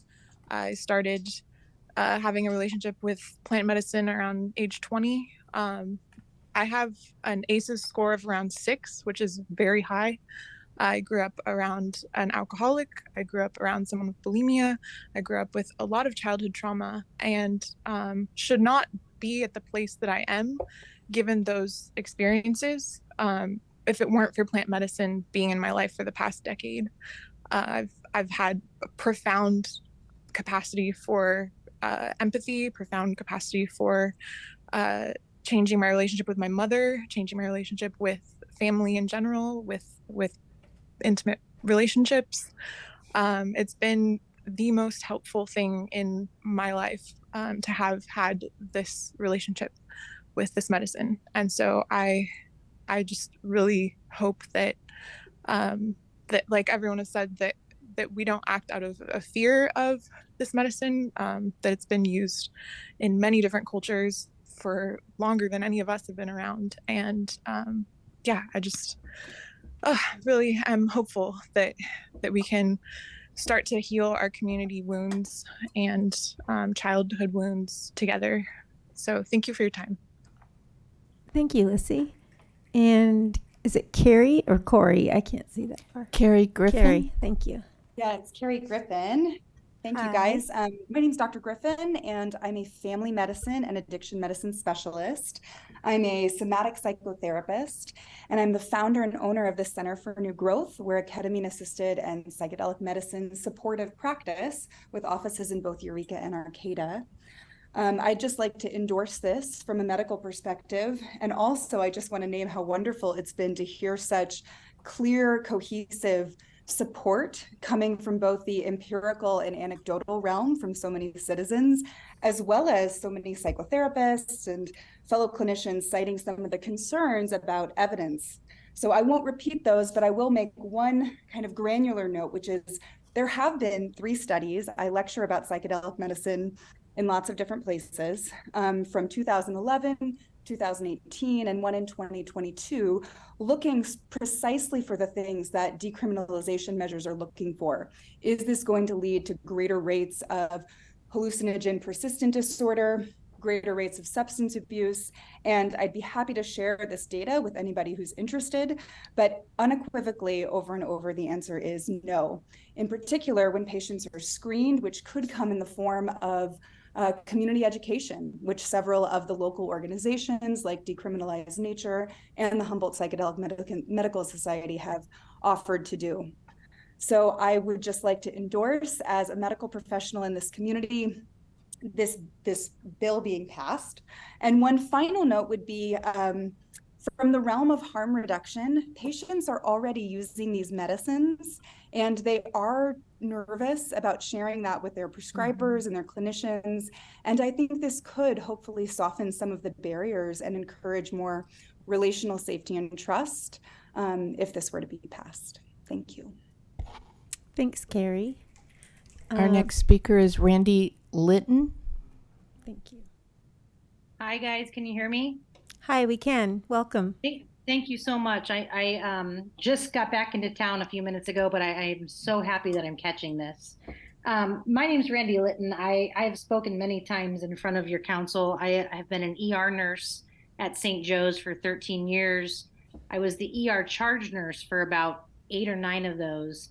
During COVID, I saw it all, and I kind of lost my mind there for a minute. And about 1.5 years ago, I took a break and I took a pause. And I was fortunate enough to meet Dr. Carrie Griffin, and Dr. Carrie Griffin and I did together last summer start a Humboldt Center for New Growth, where we are providing ketamine-assisted psychotherapy for our community.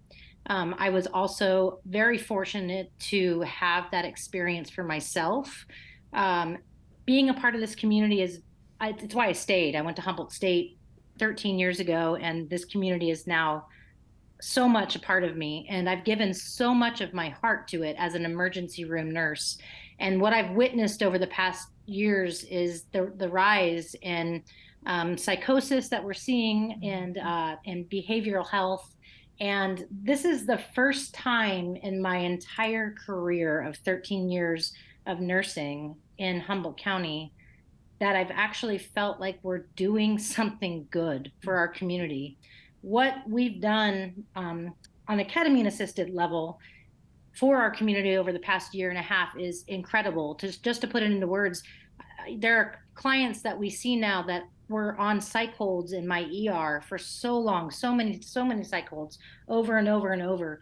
They haven't come back into our ER since they came into our clinic and came into a ketamine-assisted world with integration with therapists to help guide them into a neuroplasticity moment of discovering what their true self and true identity is. And what we genuinely need as human beings in this chaotic world is a helping hand. And psychedelics, from a nurse perspective, from a humanistic perspective, from my own perspective, psychedelics lends a hand that can hold you and guide you into a good direction, as long as you have the foundation built. And I know that that's the concern, but I'm telling you that we've been doing it for a year and a half, and I can't even tell you how many community members we have helped.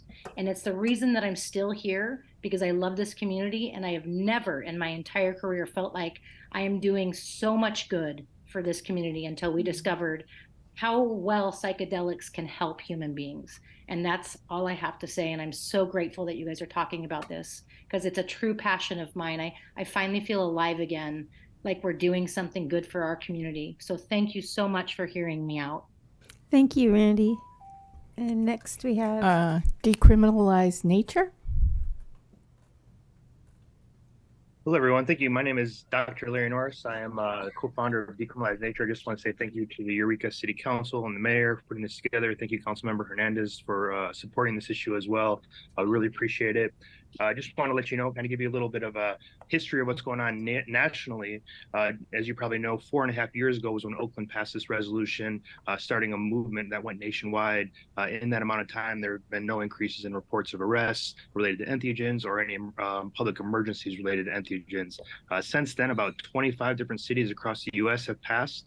2 states, most importantly, I think Colorado, who did a very similar approach to decriminalization as we're doing. In Washington, D.C., there is a 76% voter approval. Detroit had a 61% voter approval. So people are ready for this right now. The last 3 cities that have passed were Portland, Maine, Minneapolis, Minnesota, and Berkeley, California. This is going nationwide. This isn't just in California. This is everywhere that we're seeing this. And Minneapolis, Minnesota was actually a mayoral executive order. So people are saying, hey, I want to be on the right side of history here. Why are we throwing people in jail for a plant that grows out of the ground, for trying to find their own healing, for trying to find spiritual and personal growth? These are really important elements. Now, I know this conversation comes up. There seems to be some confusion around legalization and decriminalization.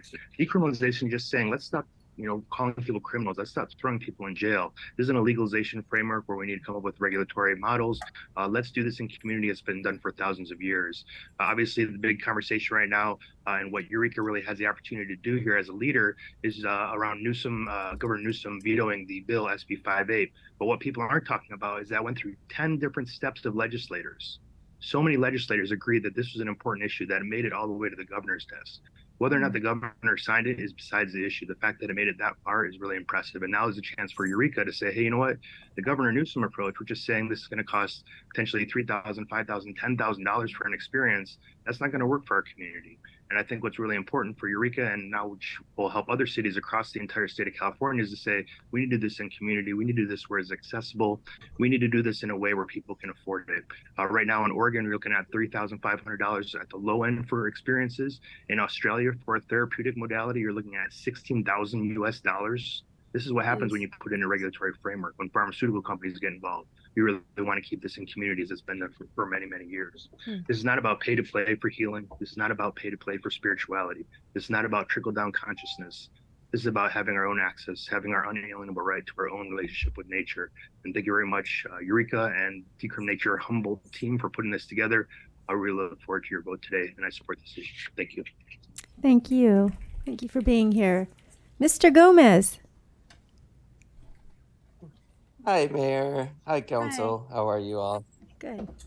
Hi. So my name is Roy Gomez. I've been a business owner, resident, and member of the community for over half my life now, and I'm just chiming in for on this subject and other subjects, and wanting to give my endorsement on this issue, mainly because I've been part of the evolution and decriminalization of another plant medicine known as cannabis. And, we started a dispensary in the city of Eureka in 2019 and have seen, the evolution since I was a kid, as far as, from illegality to decriminalization, and understanding that, as plant medicine is decriminalized, the actual science and relativity to healing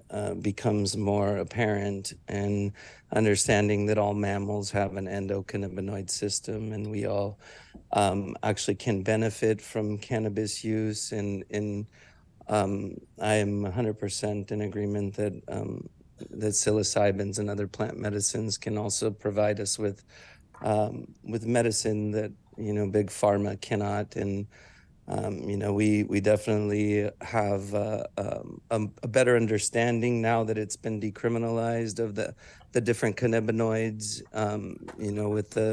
With the cannabis sativa plant. I do recognize more than I ever have, the benefits beyond THC, and recognizing CBD and CBN actually is a new understanding of sleep and potential opiate replacements. If you look into the benefits of CBN as a cannabinoid similar to CBD, and the fact that it's non-psychoactive, CBN is actually the element in the plant that provides the lethargic and sedative feeling, which we've actually been selling a lot of CBN in our retail shops now, because I feel that it helps with opioid prevention as well as addiction and recovery. So I just wanted to make sure to chime in and thank everybody who's speaking today on behalf of plant medicine, because I feel that it has been demonized for too long, and there has been obvious research. I've studied the Johns Hopkins University research on psilocybins. Thank you, It's a Mr. 10-year Gomez. Your 3 minutes are over. Glad you were here. Okay, so have we covered everybody that wants to talk? Everybody that's on Zoom that wants to talk? Great. So we'll bring that back to council then. We'll close the public comment, bring it back to council for comments and discussion. Councilmember Contreras-Deloge. Every now and then we have something that comes up on our agenda or things that we're going to start discussing that I end up spending a really shocking amount of time researching, and this is one of those things, and the amount of conversations that I had over this last bit of time as well. So first, I would like to say that I really appreciate all of the letters that I received from everybody, and I have read all of the ones that we received through email. It's clear to me that that this has, based off the letters, that this has been an important and critical piece of a healing process for a lot of people. My questions this week mostly have centered around talking to clinicians and understanding, what are some of the concerns, and also trying to find out kind of the history of how did this become illegal in the first place, and realizing that it actually only became illegal just a handful of years before I was born. And kind of the history of that, and also where is the current research at now. One thing I thought was that there was not a lot of research, and somebody said, nope, there's quite a bit, and I said, please send it to me.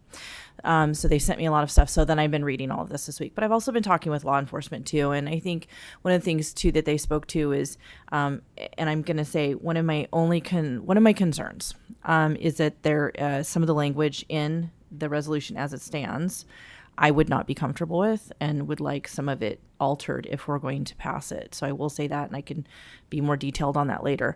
For myself, the question has essentially boiled down to not whether or not people are having these experiences. I, as someone who is religious and spiritual, that's not really something that I'm going to focus on for the purposes of us as a government entity. Like for myself, that's not going to play a role. But I do think that something I found out during this was that Johns Hopkins is planning to recommend that this be recategorized as a Schedule 4 drug. And that's the same category as sleep aids. So I think there's some things that are kind of up ahead and changing. And then also just some of the kind of history of how these things became illegal. So for me, this is boiled down to just really one thing, and that is it the proper role of government to make something illegal and prosecute people over a natural plant and people's ability to cultivate that or use that for personal private use. I do not think that is a proper role of government personally. So that's kind of where I've landed on this, is that I think that we need to clarify some things if this is something that we're going to move forward with for the purposes of law enforcement and other things. But for me, though I appreciate everybody's stories very deeply, appreciate everyone's experiences and believe you, it just comes down to, is this a proper role of government? I don't think that it is proper for this to be illegal in the first place, and I think this could be a move toward righting that. Wow. I'll start with Councilmember Fernandez. It's a direct question to Councilmember Contreras-Deloche, which is which aspects of the resolution do you want to see removed or refined, I guess? I know you guys are starting to get to know me well enough to know that I kind of have a tendency to parse and pick at words. So it's not really necessarily like a short list. But specifically to the legal and making sure that if we're going to, because this would go into effect immediately, making sure that our direction to law enforcement is not vague or gray, as my mind just went blank and I'm so sorry. France, I'm sorry. Making sure that our directions and instructions are not vague. That's one thing. Also, too, I think some of the kind of value language in here, the third whereas says, which can catalyze profound experiences of personal and spiritual growth. I am not comfortable with it sounding as though we're endorsing these plants as something that can be. We just don't know. It will be beneficial for some. One person spoke to this. While it may be beneficial for some, it doesn't mean it's beneficial for all. I'm not comfortable with us making statements like that as a council. I don't think that that's appropriate for us. Yeah, I'm saying that I'd be comfortable with removing the third whereas if that were the case.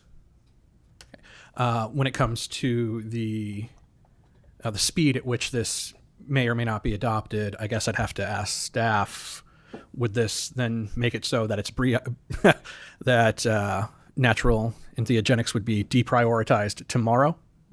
So if passed, this is not like a resolution where it's introduced and adopted. If passed, that policy would be in place immediately, yes. And to speak to what Councilmember Contreras-Deloche is speaking to, if there aren't substantive changes to the resolution, and I'll leave that up to Deputy City Attorney Black, whether they're substantive or not. But if they're not substantive, there can be some changes made to the resolution and have it still be adopted tonight, as long as there's an agreement by the city attorney that those changes aren't substantive. So if we were to take something along the lines of this were to, assuming that we remove that third whereas, we were add in a date that this would take effect, would that give ample time for law enforcement to figure out what would be considered commercial weight? Would that help them define some of those gray areas? What I would recommend is just to have it, if council decides that those changes are acceptable, is just give it back to staff. We would go back and bring it to you at the next council meeting with whatever direction you're looking at. Now, if there can be an agreement now as to that, but if it's about what EPD is feeling comfortable with about what is, personal use and what's not personal use, that would definitely need to come back at the next council meeting. Well, and the reason I bring that up is because then I feel like we're starting to wade into some ordinance territory there if we're asking for definitions of what's personal use, what's not personal use. Well, that's up to council's discretion. Okay. Yeah, it's up to you guys if you want to put that in there. It's up to council discretion if it needs to be in there. I'm saying I'm fine with moving forward with an ordinance at a future date, but if this is what we have moving forward, I'm okay with that too. But I guess I'll get to my bit and then I'll hand it off to the remaining folks with their hands up. And so I just want to start with our state has a history of being bold in the fashion, given our history of cannabis use and legalization throughout the state. And as a council, we approved the intent of Senate Bill 58, which, to my discretion, unfortunately, Governor Newsom vetoed, speaking to the need for more research. Unfortunately, that comes at a time unfortunately, that comes through at the federal level, which at this time lacks leadership in one chamber to make this happen and is unlikely to be a priority for quite some time. I don't want to belabor and debate the use of other legal substances. However, we do ought to acknowledge that there are functional and therapeutic uses for other substances I'm sure we may personally want to see rescheduled, despite their thorough research and showcasing otherwise, talking about opioids.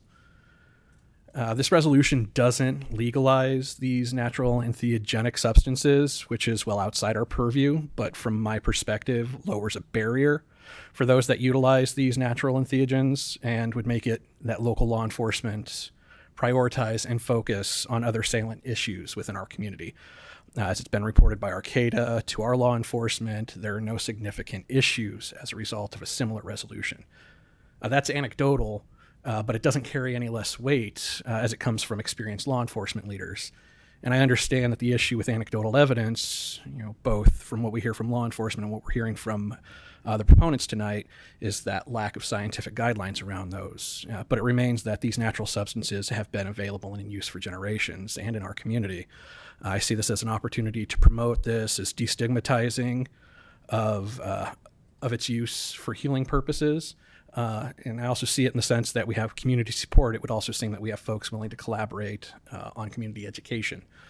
This isn't a call to tune in, and drop out. Instead, it would be to allow for the opportunity for folks who do take these substances as healing to reach out to medical and mental health professionals or law enforcement if things take or go towards a more negative experience without any fear of reprisal.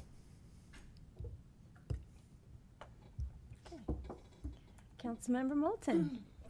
Thank you, everyone. And thank you, Mayor. And I want to say thank you to everybody who shared their personal stories this evening. It's incredibly moving, and I'm just so delighted to hear that so many people are finding peace of mind, which can be challenging for anyone. And however you can manage peace of mind, I'm in support of that. Like Councilmember Contreras-Deloach, I'm not comfortable using anecdotal evidence as evidence, but I do think that this is something where the government needs to step out of the way. Healing shouldn't be top down. Western medicine is not perfect, and if people are finding solutions for themselves, and they're not hurting anybody, then we need to get out of the way and let that happen. In the resolution, I'm uncomfortable with the wording that's making assertions about efficacy. There's some assertions that are cited in specific studies. That's fine, but if we're going to cite something that's quantifiable, or we're going to state something as a fact, as in like studies show, then we need to be linking those studies or be referencing them directly, otherwise removing that language, as well as the spiritual assertions as well. I don't think that's our business as a government entity to be regulating what people can and can't do spiritually, what they can and can't do that isn't harming anybody else. So I'm certainly in favor of this resolution. I would like to see the assertions about efficacy either completely removed or cited the specific studies if they are claiming that there's a specific outcome that has been studied. And oh yeah, and I don't know how much time EPD actually spends on this, but I'm sure freeing up some of their resources would be valuable to the community as a whole. Yeah, do you have an answer to my question about? No, I just kind of see a direction that this is going, and I just want to be able to say something after consulting with the city attorney. If you guys can agree upon language that you would like to see removed, we could, if it's council's choice to do so, we could adopt this tonight, and that could happen if there's an agreement upon what needs to be removed. Well, just throwing it out there, I'd also like to see something added that would it be necessary for us to say then that we are specifically not regulating this, that we're not endorsing it or regulating it? I don't want there to be an implied endorsement. For maybe for liability reasons, but really because if people are doing something that can have such a profound impact on them, it's their responsibility to understand what they're doing. I think that it could be massaged and language removed to where it gets to the point of we're decriminalizing it, and that's what we're doing is we're decriminalizing it, and we're not taking a stance either way, spiritually or medically. Thank you. Sounds great to me. Councilmember Castellano. Sure. Yeah, I like my other council members. I mean, I maybe have fewer sort of red flags with it as it is, but also I'm totally supportive of taking out the, especially like the third whereas, some of those that are really qualitative descriptors. I think that qualitative approach could be struck from the resolution and move forward tonight. And I really want to appreciate everyone who's here. I appreciate your courage in sharing very personal stories, many of you, about your healing and, in a space that can be challenging. So thank you so much for being here and for sharing. And, I appreciate your commitment to your practice and your community. And I just want to say I appreciate that emergent practices can offer alternatives to more hierarchical approaches to medicine, and that I think that there's some exciting spaces for collective research here that I would love to see come out of our community. I think that, I just want to honor you all as people who seem to have a lot of agency in that area, and it's very inspiring to hear you here tonight. And just also appreciating that there haven't been problems in Arcata, and thanks to you all for paving the way for that resolution 2 years ago, and appreciating just the decriminalization in general, and allowing more access to education and resources, and destigmatization. I can't talk. Destigmatization. So that's what I have to say. Councilmember Bauer. Yeah, I'll just start with thanking you all. Your stories were thoughtful and passionate and real. And I think we all agree that, we need to do something to change how entheogenic, substances are dealt with in our community. I personally think we should be focused on fentanyl and meth. Like, that's what enforcement should be dealing with. Those things are killing thousands of people. I think it was 5,000 last month in the United States. It's just some ridiculous number. So to me, I'll say that the resolution itself, maybe I'm kind of getting lazy in my wordsmithing as I get old, but I'm like, sounds good. Because the main issue, right, is decriminalization to me. But I totally get it if we want to wordsmith this.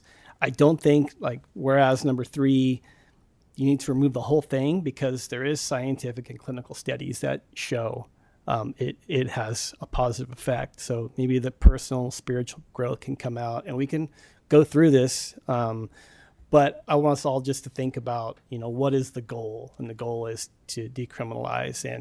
And so this isn't an ordinance. This isn't, the ordinances have a lot more language and a lot more packed with information. This is, let's get it done. So I support it. I support something that's been used for thousands of years to bring about personal growth. And I have a hard time believing that, the negative effects are real, and we need to do a good job of screening people. And I hope everybody is doing that, because I've had friends that are gone, because of LSD trips, and so that always worries me. The kids worry me that their undeveloped brains, how do we make sure we don't cause something, on a young person that leads them down a really traumatic life, So I do have those kind of concerns, but I think in the large scheme of things, these substances deserve our attention and our need more research, but I'm happy to explore how we want to do this so that we can do this tonight. You know, how we want to make these modifications. I don't want to see it come back. Thanks. Okay, so Councilmember Fernandez. Councilmember Moulton, you said you had some concerns about not the validity, but the attachment to some of the language here to studies that have been referenced. I know in attachment C, there's a list. Oh, of did I studies. miss the bibliography? Hold on. And so is it that you would want to see that bibliography then attached to this as well? Just wherever it says, if it says studies have happened, I find that annoyingly vague. But if the studies are cited and I didn't catch that, then that satisfies me. Is that? Yeah, it's attachment C, decriminalizing entheogens, resolution resource listing for entheogen plants and fungi. Thank you, Councilmember Fernandez. Yeah. And then I am okay with the third whereas if we remove the personal and spiritual growth from that. I don't know how can I get consensus on that? No, you cannot. Yeah, that's why I asked for consensus, so there can be an explanation. No, and I want to explain why I'm still, and it's okay if I'm outnumbered here, but the reason why is because I do think that there is, I've been reading the research that people have been sending me, but I just, again, because I feel like this document skews one direction, and that is positive, and I don't really want to weigh in on this being a positive use. It may not be for everyone. We're, like he just said, which is why I would just prefer to focus on the decriminalizing aspect of that and deprioritizing it from law enforcement without weighing in on these studies say this is wonderful, because I feel like that's because here's the other reason too. If we're going to take that position, then I would think that and this opens up a can of worms. It would behoove us to then take an alternate position too and lay out the facts, all of them, whatever they are, instead of just one side, because this isn't really something governments tend to do, right? Where they go, this drug is fabulous. It's just kind of like, it's going to help you with this and this and this and this. And I just feel like it goes too far into that for me. And that's kind of where I have hesitancy. Councilmember Bauer. No, I get it, what you're saying, but also, like, if you read SB 58, I think there's quite a bit of language about therapeutic effects. This is a record that we're leaving behind, right? If we were to just say, whereas entheogenic plants are there now for decriminalized in the city of Eureka, people are going to ask, why did you choose that? Versus some kind of discussion that we believe we've seen, there's studies. So we need to have some kind of information that is telling people why we made the decision. That's my personal feeling. That is a fair point. I agree. Okay, so Councilmember Castellano. I'm just wondering if we want to. I'm game to go through it whereas by whereas. I don't know if that's useful. But it may just be helpful to kind of get like a thumbs up on whereas number 1, thumbs up on whereas number 2, etc. But and see where the majority is. But I'm open to another process if that's better. Yes, Councilmember Contreras-Deloche. I'm sorry. When we do go through this, I think that's a good suggestion. I am going to continue to focus on this one issue, though, with law enforcement because of that gray area thing, trying to kind of put a finer point and make it clear when we're saying we want to deprioritize something, making our counsel clear to staff is for them as well as everyone else who we're saying we want to protect with decriminalizing it. So this is for both parties to have clear instructions from us, however we want to do that. That's my thought. I would like to be able to pass this tonight, just to say. I feel like there's enough here that we can pass through it. And it may be that gray area is not satisfied, I guess, is what I'm saying. But I'd be still willing to go forward. If this were to pass tonight, could we also make it contingent on or directing staff to provide guidance to law enforcement or law enforcement developing guidelines, or does that have to be done in tandem with this?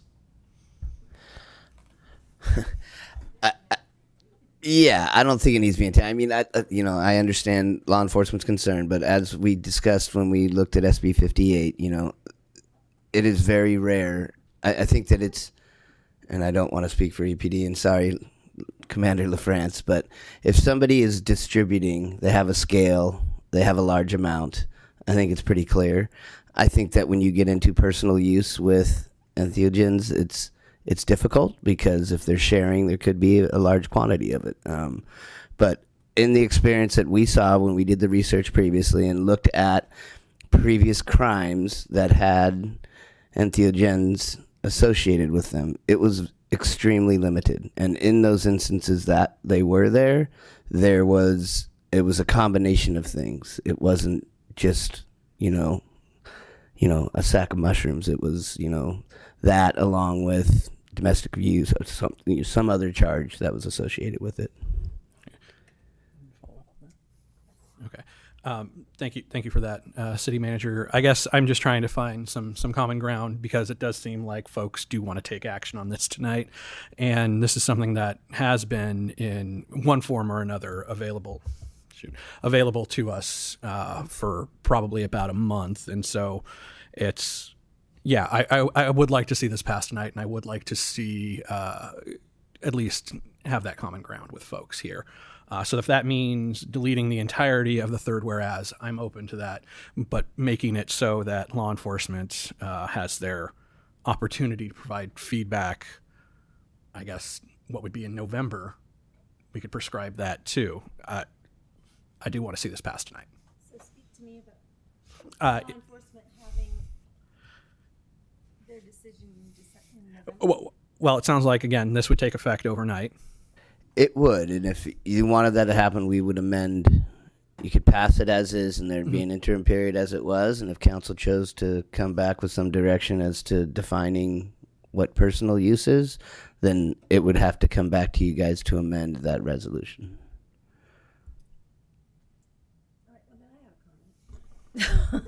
I have a comment, so I guess I'll just weigh in here.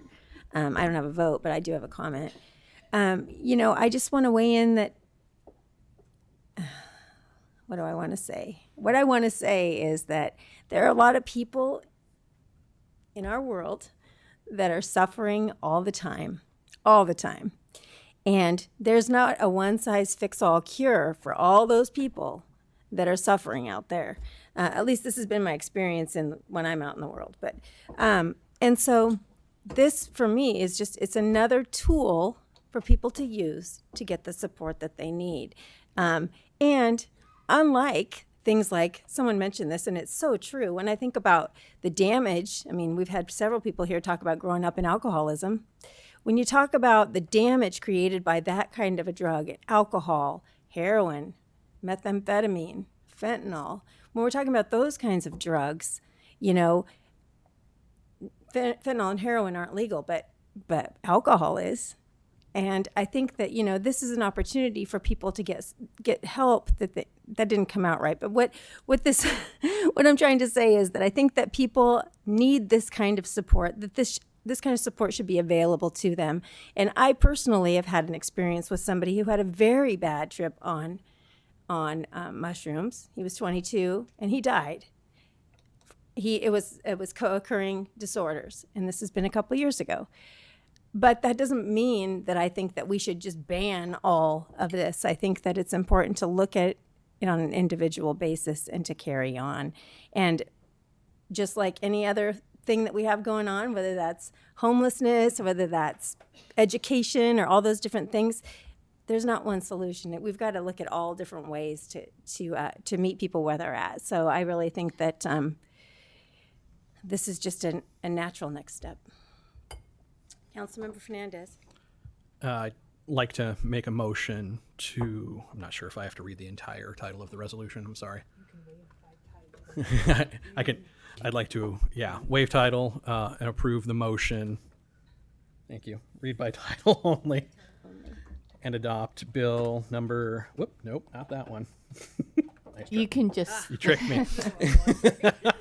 I can just what? Sorry. You can just, a resolution with any change, the staff recommendation, and then with the listed changes that you would like to make. Okay. I'd like to approve it with staff recommendation, and on the third whereas, delete the which clause stating which can catalyze profound experiences of personal and spiritual growth. I'll second. We have a motion and a second. Please vote. Any further comment first? One more comment. Councilmember Contreras-Deloche. So I'm going to vote for this because I feel that I'm going to vote yay. And Councilmember Moulton one time talked about how important it is to explain our decisions sometimes. So here we go. I'm going to vote yes for this, but I want my strenuous objection to a couple of things noted. One is that I do think it's protective for both those that we're decriminalizing this for, as well as law enforcement, that there be a fine point, and that we're not doing that, I think, is concerning. But I'm still going to vote yes. The other thing is noting this, I do think this document makes it sound like a panacea, that it is very, very favorable. And I think it would be better if it were balanced, or that we just maybe left out flowery language. And then my last my last warning about this is just to remember that your brain is developing until you're 25 years old, and any use of any substance can interfere with that to a detrimental effect. And that is my other concern. And that's it. Thank you. Please vote.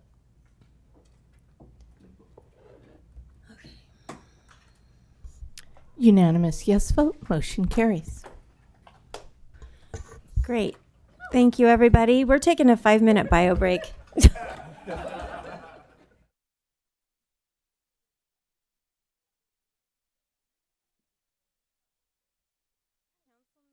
On October 17th. And the first thing we'll need to do is to get 2 council members, Councilmember Fernandez and Contreras-Deloche. We have your seats available for you. Thank you. They're both injured, Mayor. We'll give them a little. And then we will need a motion to extend the meeting. So moved. So moved. How Can late? we move before they get here? I make a motion to extend the meeting. What else look do at we have that. on here?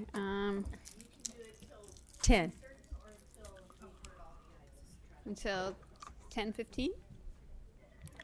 Okay, so we have a motion. Second. To extend the meeting till 10:15. We have a second. Please vote. Councilmember Bauer? Oh, you did? Unanimous yes vote. Boom. Motion carries. You're quick. That's efficient governance right there. I love it, yes. All right, so moving on to 2023 zoning code update. Development Services Director Kenyon.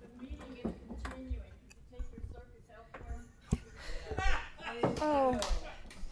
Good evening. Holly. I'm sorry, Mayor. that wasn't appropriate. Come on. Thank you, though, Holly. Appreciate you. Good evening, Mayor and Council. Okay, there we go. Slideshow from beginning.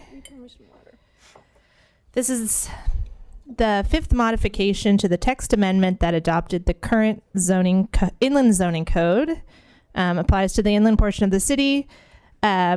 This slide talks about what the annual amendments address. Nothing's changed since this ordinance was introduced. Oh, hello. So sorry. No, I can fix that. Oh. Sorry, Derek. I know better. Nothing has changed since the ordinance was introduced at your last regular meeting. Great. Oh, now I have to. Okay, so the amendments, staff believes the amendments better align the code with the vision and goals of the 2040 general plan and maintain internal consistency with the zoning code. Therefore, staff recommends that you adopt bill number 1032 CS to approve the September 2023 zoning code update. And I have a suggested motion when you're ready. Great. Do we have any questions? No. No? Okay. Seeing no one. Is there anyone from the public that's here to comment on this item? Seeing none in chambers. Anyone on Zoom? If there's anyone on Zoom who would like to comment on this item, please unmute yourself or raise your hand. Seeing no one. Okay, seeing no one, we'll bring it back to council for a motion and a vote. I'd like to move staff recommendation. Second. Great. However, on this is the only thing that you actually have to read, so I'm I so withdraw sorry. my second. Okay.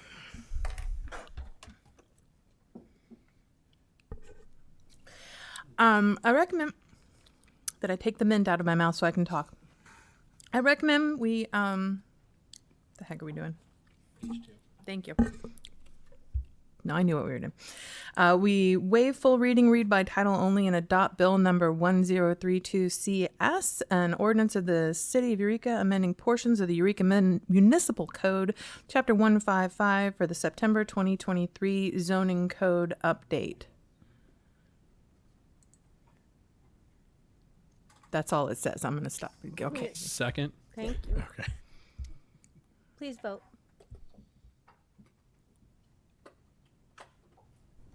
Unanimous yes vote. Motion carries. Thank you. Thank you. We're now moving on to reports and action items. Certificate of Sufficiency with City Clerk Powell.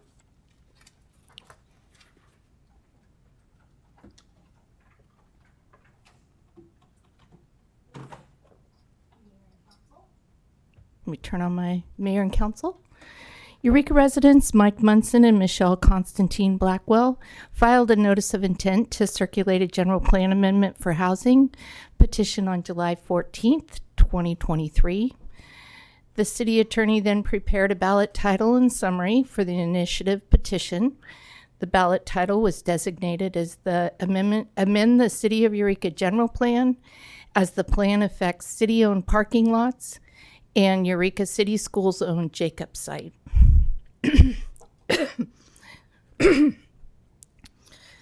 Proponents submitted the necessary paperwork, filed notices, and were authorized to begin collecting signatures. On August 28th, the proponents filed 2,790 signatures with the city, the County of Humboldt Elections Office, then verified those signatures and has certified 1,974 signatures as valid. Election law requires that the number of registered voters in the city of Eureka is determined by the report that the County Elections Office files with the Secretary of State on or near the date that the notice of intent is filed. The total number of voters at that time was 15,868. 10% of the registered voters in Eureka were necessary for the proponents to qualify for the next regular election, or 1,586 valid signatures.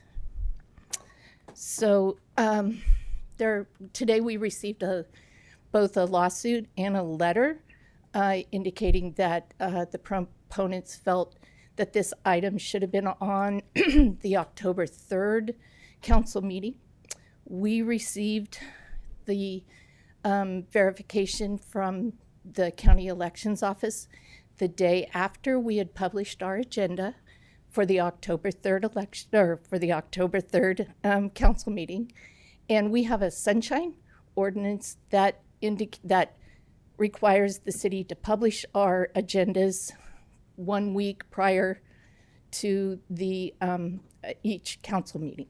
So the decision was made to put it on the next regular agenda, for which there was no agenda published, and that was today's meeting.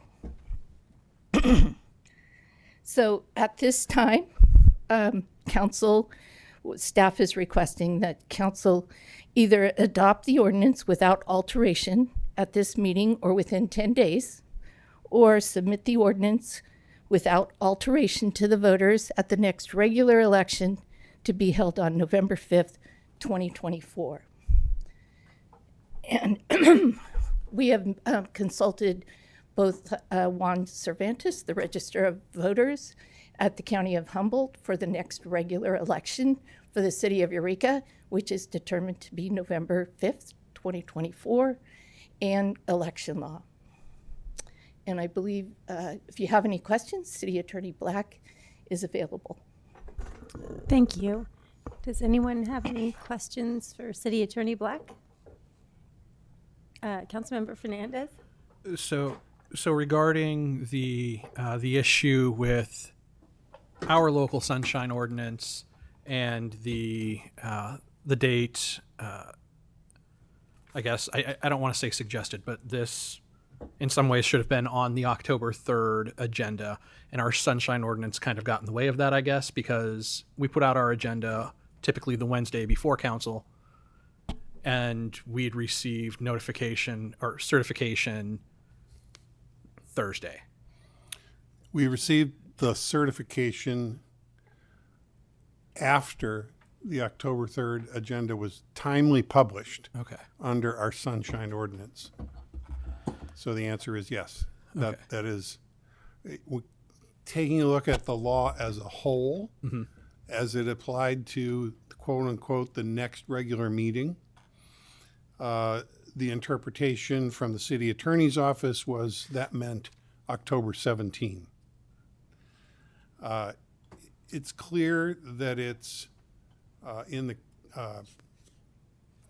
the certification could be received, let's just say, for example, the day of a regular meeting. And I don't think it would be a reasonable interpretation of the law that would mean you have to add it to the agenda for that night, giving the public virtually zero opportunity to weigh in, to know that it was coming, because it's not on your published agenda. And I don't think that would be a reasonable interpretation. Likewise, where the city has an ordinance that extends the benefits and protections of the Brown Act for the citizens of Eureka to receive notice by way of a posted agenda and a published agenda 6 days before a regular council meeting. That's a little more than the Brown Act requires, but it's a judgment call for you as the city council to make, as a past city council did make that judgment, that the citizens need more notice than that, and therefore we publish the Wednesday before the Tuesday meeting.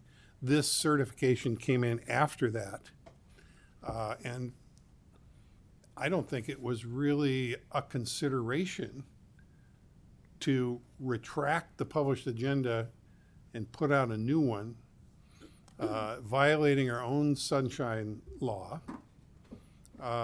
That was not a consideration. It was made a consideration the day of the meeting by a variety of emails that came sailing in from the attorney for the petitioners. And again, we were back in a circumstance where the public would have had no notice that this was on the agenda that night. So that's where we are. They filed a lawsuit over this. The import of the lawsuit would be to declare that the city was wrong to make that judgment call.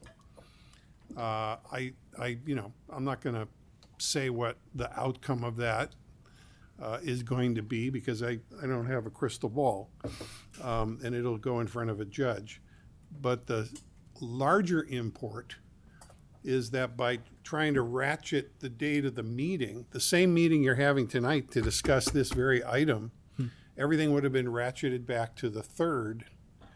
And somehow the proponents believe this will give them the advantage of getting this item on a March 5th California primary election as declared by the governor. And that's not what the law requires us to do. I feel pretty confident of that, whether this thing happens on the 3rd or the 17th. It makes no difference at all. November 5th is the next regular municipal election for the city of Eureka, and that's in our charter. And it's plain, it's clear. And I guess just for clarity, because I can understand where you're coming from, would it be out of place, at least for our city, or I guess it would be the city, to amend an already released agenda? Have we done anything like that in recent memory? Yes, it can happen. Typically, when that's happened in the past, it's happened a couple of times since I've been here. The ones that I can recall were time-sensitive items like bids that were happening and needed to get done. I'm sure Assistant City Manager Powell can think of other times that have happened, but those were the agenda was amended on Friday, which is the 72 hours prior, that the Brown Act requires, and our Sunshine Ordinance does have that.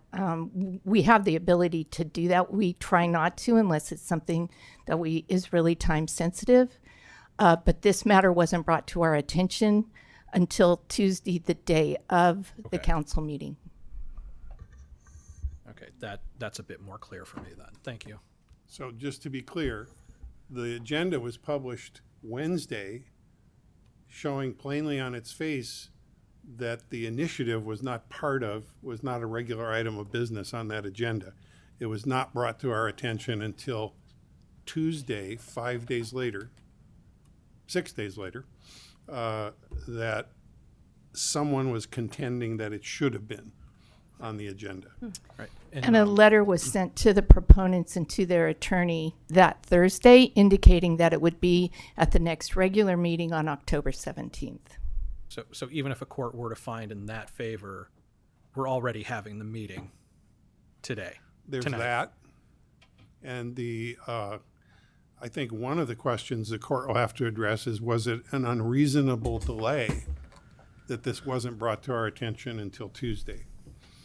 Or the demand that it be agendized on October 3rd wasn't brought to our attention until that very day, despite a published agenda that didn't have the item and a notice that was issued on Thursday. Okay. Thank you. Any other questions? Okay.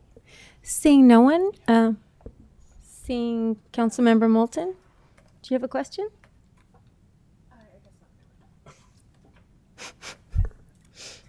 Worth a try, yeah.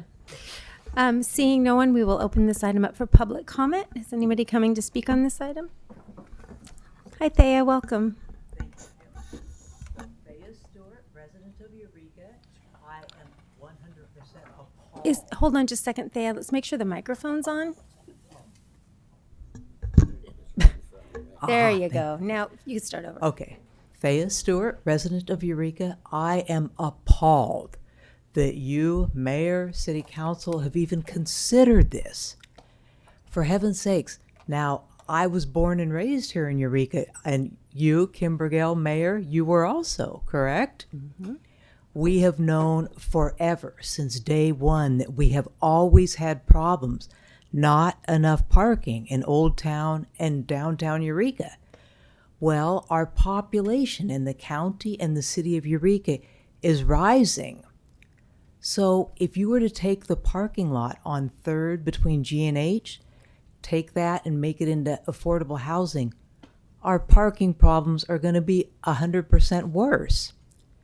When we have events such as Arts Alive, Friday's Market, the Jazz Festival, fish festivals, parades, and so on, car shows, the parking is extremely hard to find. And I talked to a variety of people that have moved here, or disabled people, I should say, anything from wheelchairs, walkers, crutches, canes. I asked them, if you go to events in Old Town, would you be able to park a few blocks away? And every one of them said no. One woman told me they would have to have a bench for her to sit down on, like every half block for her to get anywhere. So my point is, I think it's ridiculous to consider the parking lot to be changed. And I remember clearly it was on TV, one of our local news stations a few years ago during COVID. I'm not sure if it was our past mayor.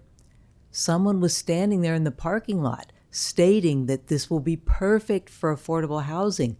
This parking lot is never used. That was stated. Well, that was the biggest bunch of bunk. It was during COVID when the businesses were not open. I remember you could see 2 cars from a fair distance. And speaking of the parking lot, how about the businesses? The restaurants, offices that everyone parks there. What are they going to do? Okay? Thank you, Thea.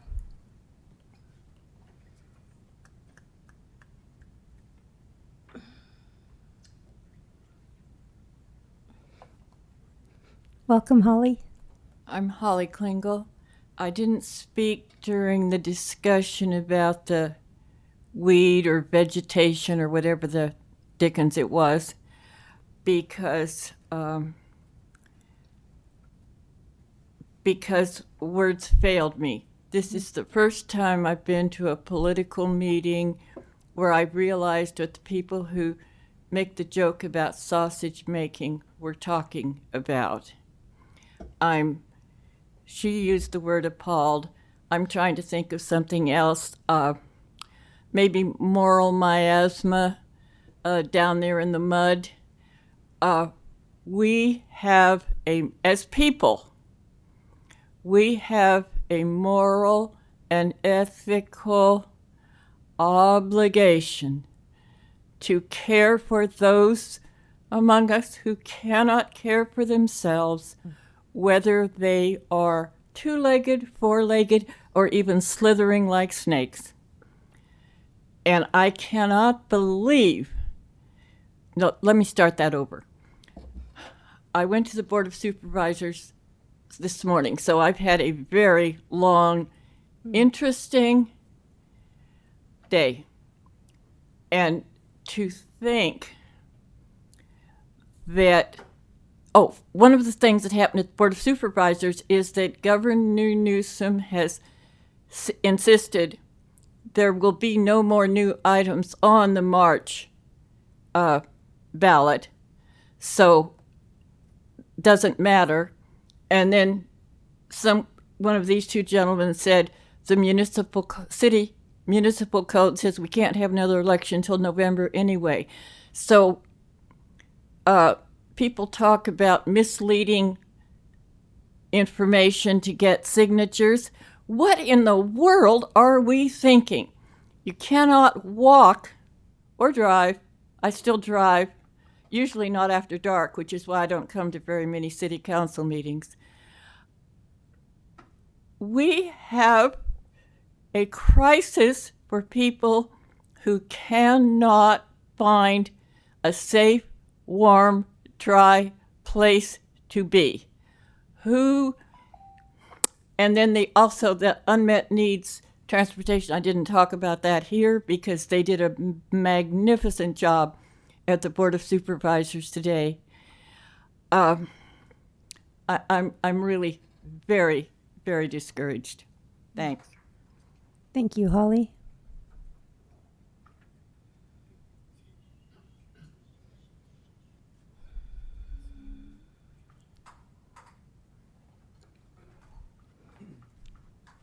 Welcome. Hello.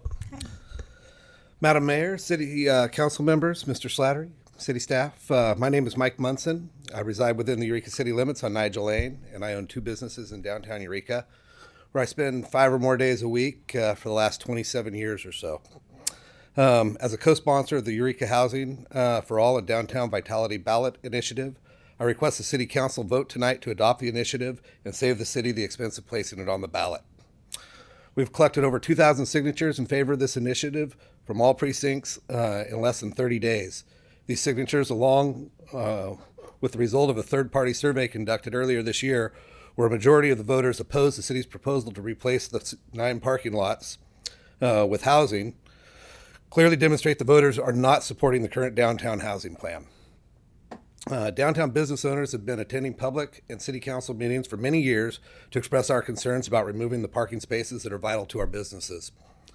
For example, City Council meeting in July 7th, 2020, approving the release of the parking lots at Sunny and Myrtle, 8th and G, 6th and M for development. Several people stood before this body to explain how losing these lots would severely damage their businesses. Several of you said you understood these challenges and seemed sympathetic, but you voted it through anyway, and I've not seen any real alternative solutions. Mayor Burgell, in the Lost Coast Outpost article on February 10th, 2022, regarding the City Council approval of the Earth Center, you were quoted as saying, "I worked in Old Town for 15 years now, and it was hard to find a parking place. And so I hear what business owners are saying, and I want to project. I want this project, so I want it to be able to mitigate these issues together and move on so we can have a win-win situation." You said you were all in on this project with that caveat. You have continued to ignore the requests to work on a better plan, and so you've left us with no choice but to let the voters of Eureka decide this. We support housing downtown, but not to the detriment of the businesses. They are the lifeblood of our downtown economy. If you want to attract visitors, shoppers, diners, or residents to downtown, you need these businesses. We're the ones that are bringing the people downtown and paying the taxes. There's reasons why we have residential districts, and there's reasons why we have commercial districts.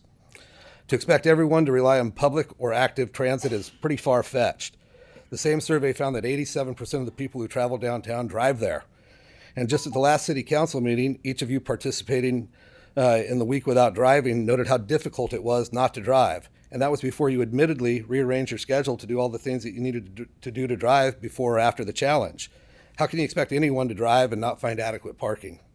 I urge you to either adopt the initiative directly and place it on the March 5th, 2024 ballot for the statewide general election ballot. Thank you. Thank you, Mr. Munson.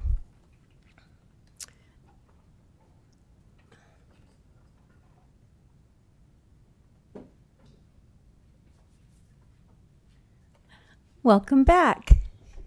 The other side of the podium. For Nice those to of see you who your don't know me, face. I'm Marion Brady, resident of Eureka. This first came to my attention because I saw this map in the Times Standard, and it made me really start thinking about what was going on in Old Town. I mean, I had known that there was this Earth Center and all that stuff, and they were going to take away all the parking, but seeing this, realizing that you falsely, in a way, voted to adopt this parking lot situation. And this parking lot situation does not reflect the fact that of these orange and blue squares, that not all of those are available or will be available for parking, because they are going to become housing. So, the fact that you show metered parking where behind Barbara Groom's place is not true. But you guys passed this. So it made me very confused about what you guys were doing up here. And I haven't followed you much, since I stepped down from term limits. But so I guess I think that, I don't know if you're thinking about unintended consequences, but there are so many of them happening now. And this is another one. So, for example, I was talking to a gentleman today who's got a business in Old Town. He said, by the way, my workers, if they want to park anywhere close to the business, are going to have to pay metered parking. It's going to be $1,000 a year for them. That's an unintended consequence. Nobody's thought about that, I don't think. Maybe some businesses are going to, like I'm curious whether Ramones is going to move out of Old Town because they realize there might not be any parking in the area available easily, because they're going to open up a place over where the Fat Cat is. I mean, I'm keeping track of some things that are going on in the city. And so the unintended consequences, for example, the things that you're doing with, bike bollards out on Fairway, they're all black. Why are they black? Because people are running into them. Why are they running into them? Because there's a lot of congestion there and people are trying to scooch over. They're worried. So they're all black.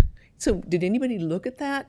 Then there's the bulb outs. There's all these unintended consequences. So the unintended consequences of taking, like, for example, the C to F, you show that as blue. That's all going to be parking, free parking. Ain't true. If you have already established that you are going to allow that to be businesses below and apartments above. Arkley offered you property, and you guys turned them down. to switch, to do a switch, and it would have been great waterfront development. And you guys, somebody turned them down. I don't know who did it, and I don't know why you did it. But I wish you would think about the unintended consequences of, the bulb outs and how people are hurting their cars. I watched a woman just run over one, because they didn't know what was going on. Thank you, Marion. Just think about it. And thank you for all the work you do on the horse statue. It's beautiful. I appreciate you. It is beautiful. Is there anyone else in the audience that would like to speak on this item? Okay, so we have Zoom. Looks like we have Lyndon. Hi. Hi. Welcome back. Thanks. This is Lyndon Tyler Glavich. I own the Linden & Company Salon and Spa, again, on 5th Street in between L&M. I've been there for 12 years. And what we were seeing, I had one question first, was what date was the original documents that were brought to the city council? Did you guys sign for those? Because I know you guys were talking about the day, it was the day of the agenda had already been written, but when were they served? Do we know? Let's have you, would you be willing to talk to or call the city manager or myself tomorrow? Yeah, I could do that. Okay, that'd be great. In regards to the actual the parking situation, another thing that I was hearing is we've been having for years to pay for our business licenses, and forever our business licenses included the parking that's included, and those spaces were our parking.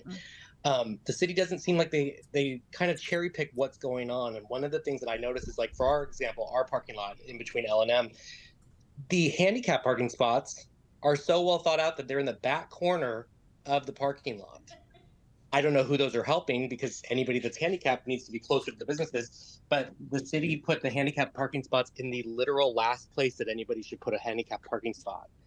And when we sat and met with the linked housing way back, I guess it would be almost 2 years ago, they told us that these houses were made to be for bike friendly and people that wouldn't be driving. That's why there's limited parking spaces.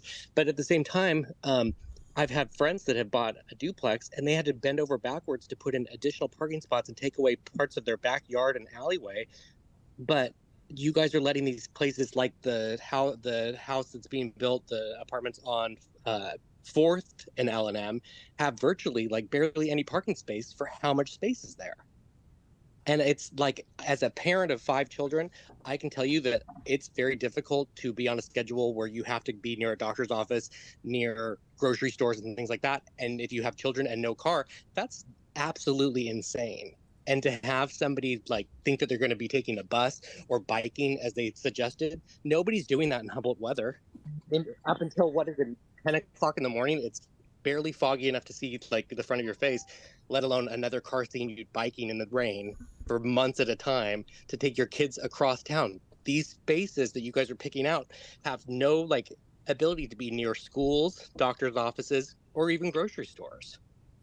So I don't know why they wouldn't pick something that's in like a residential area. That's why we have the business. Downtown is for business. It's not business and people that can't drive.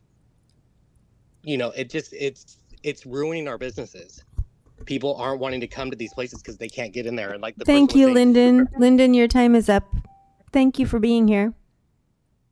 Thank you. Mm-hmm. Mr. Gomez.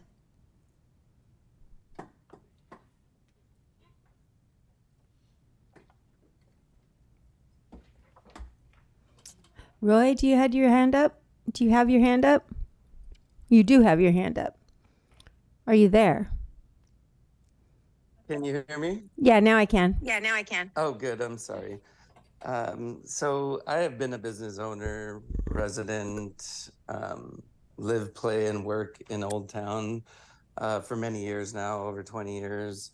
I operate and own a business right now, Heart of the Emerald, and I really understand Lyndon's point of view in regards to how insane this idea is to limit the amount of parking in consideration of growth. And from my understanding, the studies that were done were during COVID. So the validity of those studies, I feel, are not, don't really hold water. And one of the things that I understand as well, what's on the agenda, is that this is being being pushed to be voted for or placed on the November 5th ballot, which according to election codes, the city has to place the initiative on the March 5th ballot, the next statewide general election. So that needs to change. And if it doesn't, I mean, why waste the city's money in litigation, understanding that the election code states specifically that this initiative must be placed on the March 5th ballot. So I don't understand why that has been made, and is it a mistake by the city? Is it understood that that election code requires that the initiative be put on the March 5th ballot? So why is it currently on the November 5th, 2024?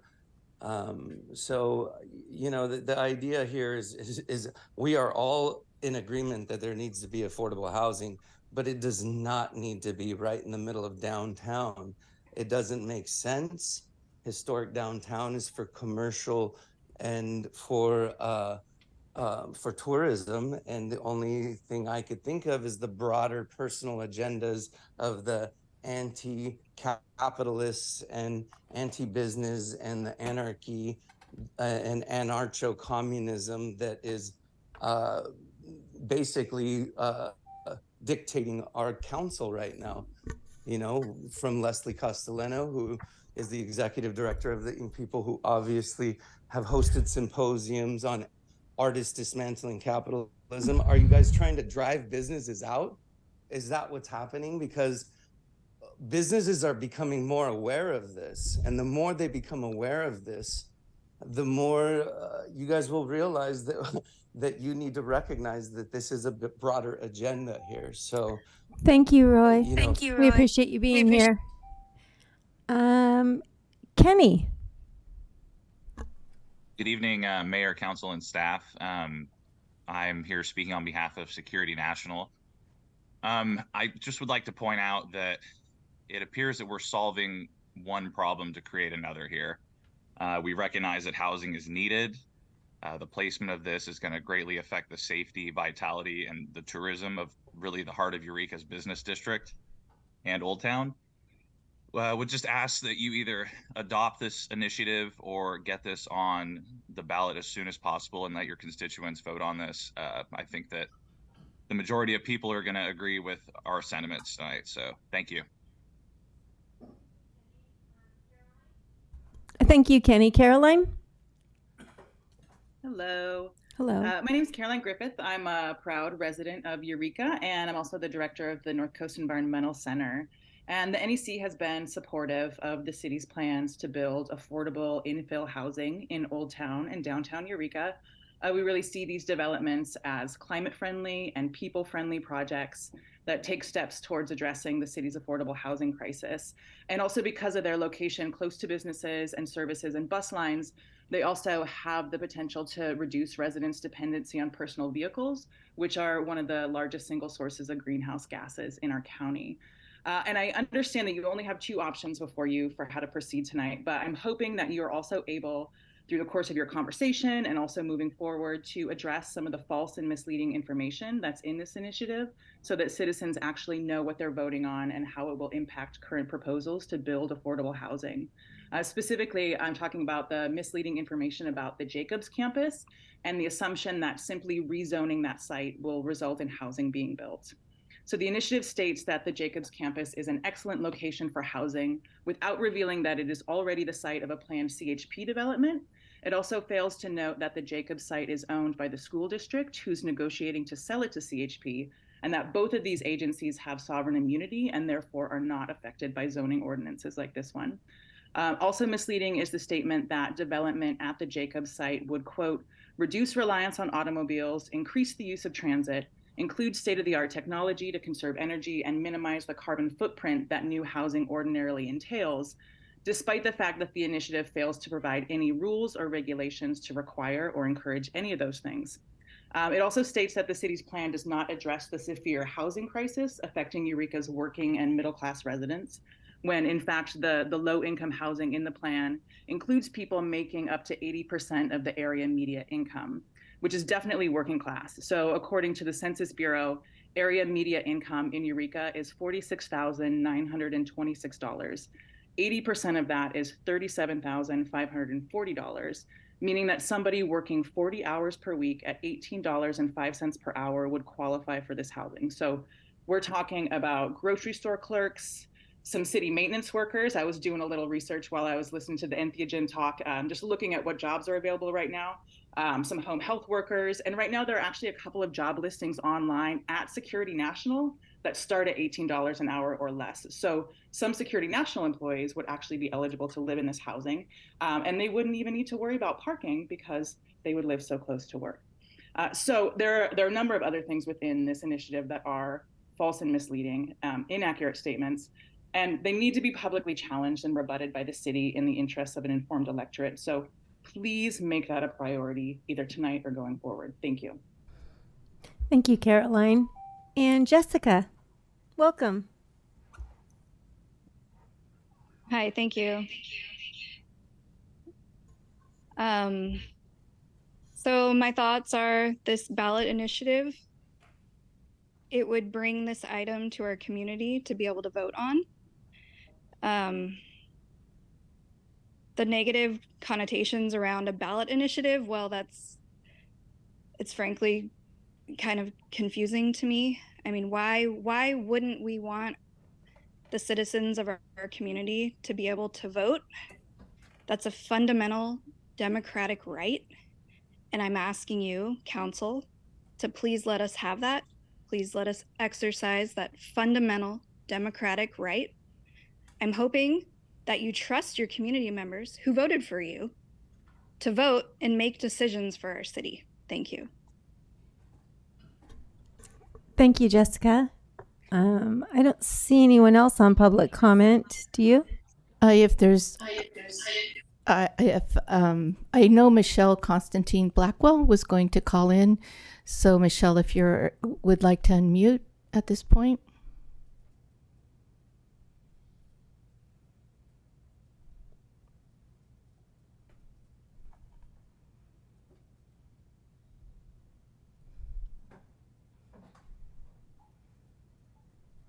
Should I text her?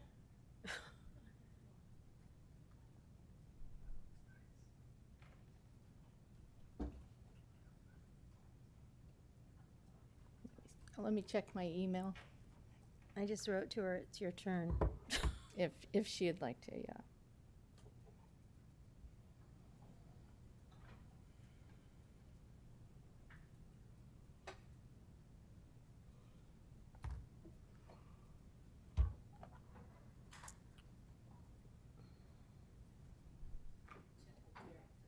Okay. So stand by for just one moment. We want to give every opportunity. Every opportunity. Can we go ahead and move to extend the meeting till 10:30? Let's do that. Oh, well, actually, we need a second and a vote. I shouldn't say let's do that. Second. Okay, so we have a motion to extend the meeting to 10:30 in a second. No, we're good. Okay, so please vote. So we extended the meeting till 10:30. Leslie made Councilmember Castellano made the motion. Councilmember Bauer seconded the motion. Thank you. Unanimous yes vote, motion carries. Who did? Fernandez. Fernandez seconded. I think it's because you're on my left. Oh my goodness. Okay. So I'm sorry, is she going to be coming to comment?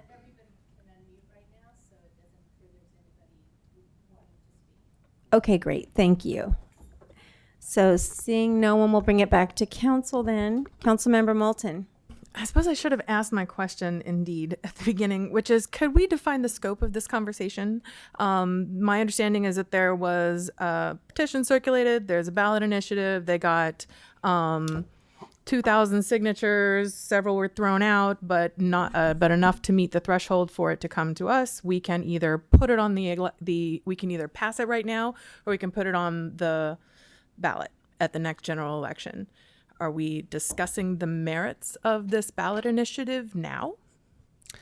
No, you're making the decision that you just exactly described, whether or not you guys would like to adopt an ordinance right now that encompasses the parameters of the ballot initiative, or if you want to put it to vote at the next municipal general election, which would be in November of 2024. Oh, exactly. Excuse me for one moment before I bring it back for comments. Could I have the county registrar, Cervantes, come up, please? And could you just clarify for us the actual election day?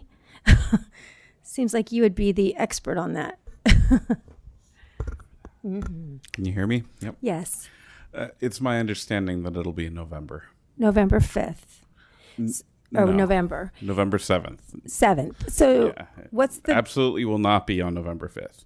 So, and it will not be on March 5th. Could you clarify why people are saying, why are people thinking it's March? I can't. You don't know. I can't clarify why people are thinking But it is many in June. things. But, June, yeah. November.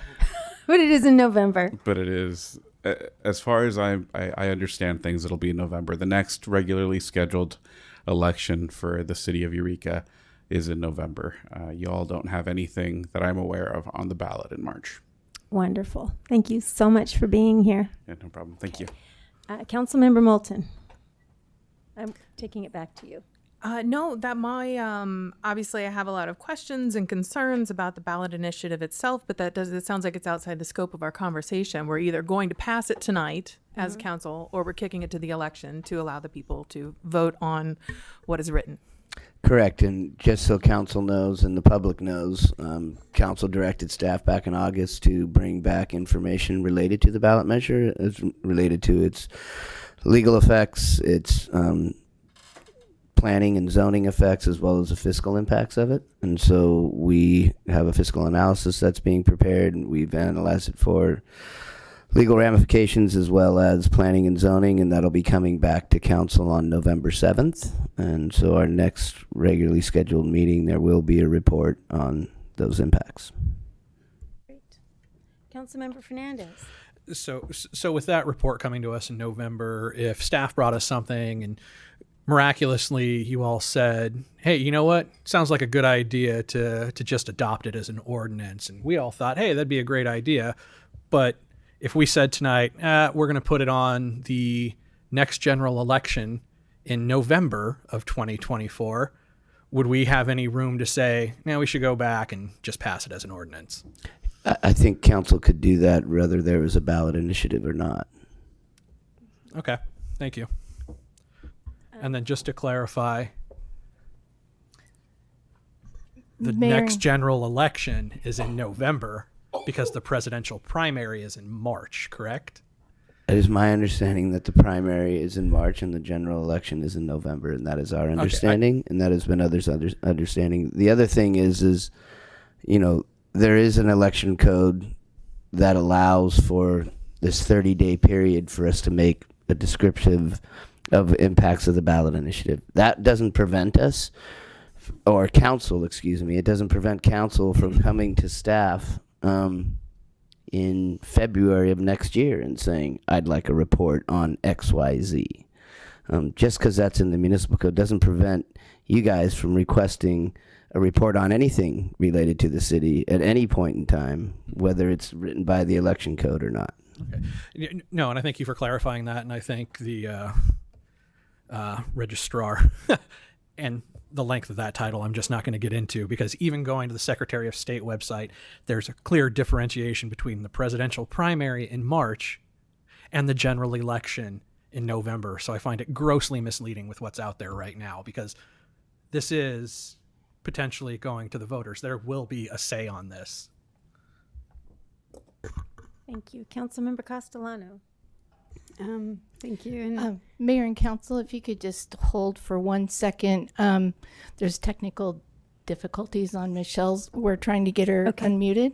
So I'm asking her to unmute now. And if she doesn't If that doesn't work, I'm having her call my cell phone and I'll put her on speaker. Okay.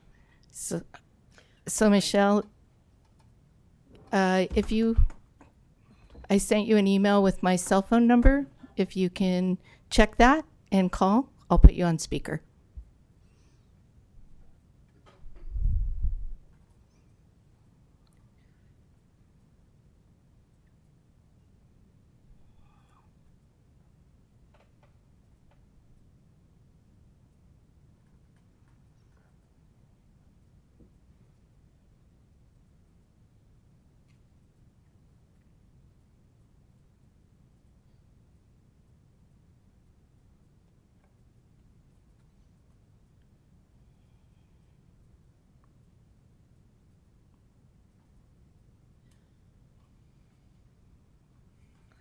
Hello, Michelle. You are on my speakerphone, and I'm holding you up to the microphone.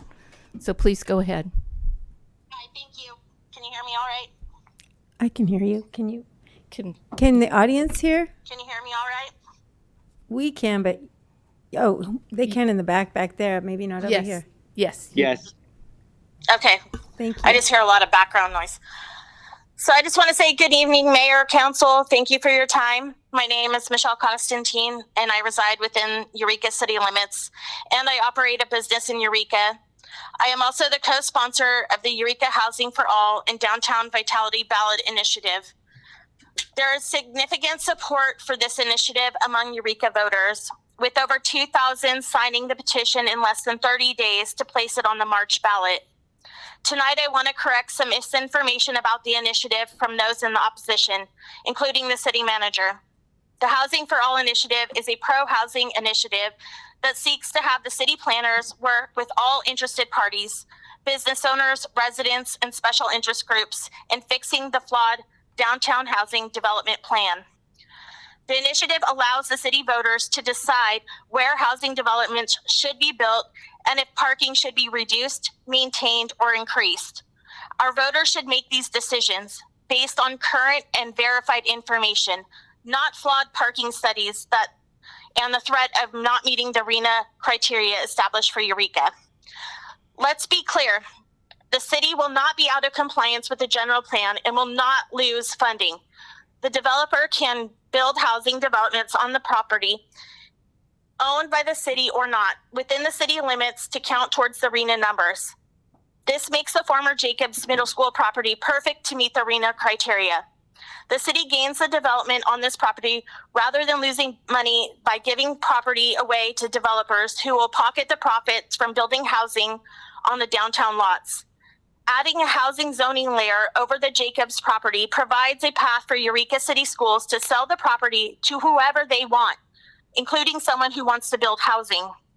Other misinformation that appears to have been endorsed by members of this council was contained in an open letter to Eureka voters circulated in early August.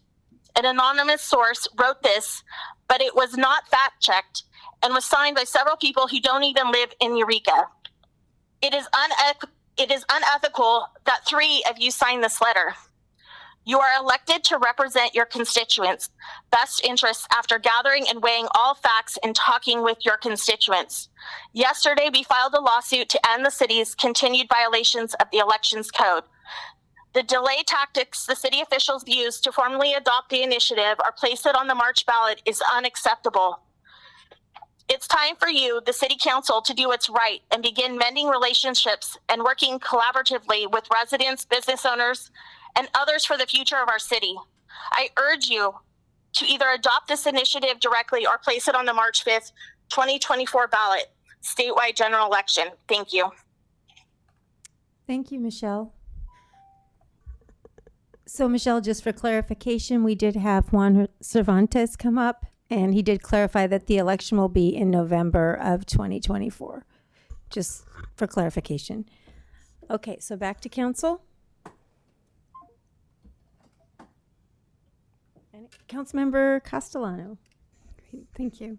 Thank you, Assistant City Manager Powell, for ensuring that all members of the public who wanted to speak had access to public process. And that's something I really want to lift up in the decision making tonight, is that there has been significant kind of urgency around this issue, as well as, I would say, a lack of clarity of information around the real consequences of this anti-housing initiative. And, that in my mind, and I agree with Mrs. Frent, that we're going to move forward with taking it to the voters rather than pass it tonight. Could really create some serious problems for the city, including obstructing zoning code, compromising our standing with state law, and cost citizens and taxpayers a great deal of money, as well as potentially lose access to significant grant funding that we're looking at for the city of Eureka. And so, I definitely support continued education and access to public process around this issue, so that we can really ensure that people have a deep understanding of what they're voting on and the consequences for themselves, as well as citizens, throughout the city, as well as citizens of the future who, according to surveys, many citizens are having great difficulty accessing affordable housing and are spending well over 30% of their income on housing, which doesn't allow people to save money to develop sustainable futures for their families. And so that's really, why I'm supporting affordable housing in the city of Eureka, and, definitely would prefer to, or am advocating to go for option number B, or letter B, submitting the ordinance without alteration. Was that a motion? Sure. Second. We have a motion and a second. Do we have any further comments? Councilmember Contreras-Deloche. Yeah, I just also want to acknowledge that I think it does seem like there's a lot of confusion around what circulated, but that's not what we're discussing. But just, that this is the democratic process. This is what people are allowed to do and try to kind of shape things and decide how they want things to be. And we have, competing interests here on this particular issue. And but given, some quick math, it's just a little over 4%. And of the signatures are a little over 4% of the greater Eureka area's population. So if you go off of Eureka's population, I think it's like 7.5% or something like that. So I think it is only fair that we do let this democratic process continue and allow people to take time to inform themselves, make a decision, and vote on whether or not they want this to happen, rather than having, the 1,974 verified signatures, rather than having that, make a decision for the whole city. I think this voting process is it is the fairest, most democratic option. Councilmember Bauer? No, Councilmember Contreras-Deloche pretty much summed up what I was thinking. Like, we can't make a decision based off of roughly 10% of our city. So leave it up to the voters to decide, and in November. Councilmember Moulton. Thank you. I just wanted to say that I really wish this ordinance did what it says it wants to do and made housing more accessible in the city of Eureka. I wish that was true. If we could just vote to make housing appear on the Jacobs campus as the representative of the Second Ward, I would really like that, but that is simply not an option no matter what this ordinance says. So I'm grateful for the chance for the citizens of Eureka to read this and to read the analysis of it and to hear some reports about the real impacts of it and how this will actually hit the ground, what it will do, what it won't do, what it can and what it can't do. And this time between now and when it gets to the vote is a chance for the public to become informed and to be able to make an informed decision. Thank you. So we have a motion and a second, and if we have no further comments, we will vote. Did you have a comment? Unanimous yes vote, motion carries. Okay, thank you. Moving on to future agenda items. Councilmember Castellano. I recently became aware that in the city of Davis, there's a city-approved housing application lease, city-approved lease, rental lease, and I think it would be interesting for the city of Eureka to look at something like that. So basically, it would be one kind of universal lease that would be used for all rentals, so it would be easier for renters to access it. Does that make sense? I can bring it back more information. Or city attorney. I think it's optional for the landlord to put that forward. Okay. And it's considered to be balanced and fair, so that's a selling point for you to want to live in that rental unit. But it's not like a legal requirement, to my knowledge. I don't believe it's a legal requirement. I'm not sure that you could make that a legal requirement. But if you want the city attorney's office to investigate that, we can certainly put that in the process. You got thumbs up, thumbs down, thumbs sideways. What you got? Question. You have a question? Do you mean like a city endorsed lease like that? Like, yeah. You're not, or yes. rental agreement. You're not looking for a, okay, then yeah. Sorry, I didn't explain that very well. That's your, okay, moving on. City manager reports in 4 minutes or less. Good evening, Mayor and Council. I will make this quick. We've had discussions about the climate action plan, where we're at with that. The county just went back to their board to discuss it. It's going to be coming back to you guys on November 7th. So just to give you a brief synopsis, there was a discussion about potentially having to go back and include point source dischargers back from 1994, I believe is the date.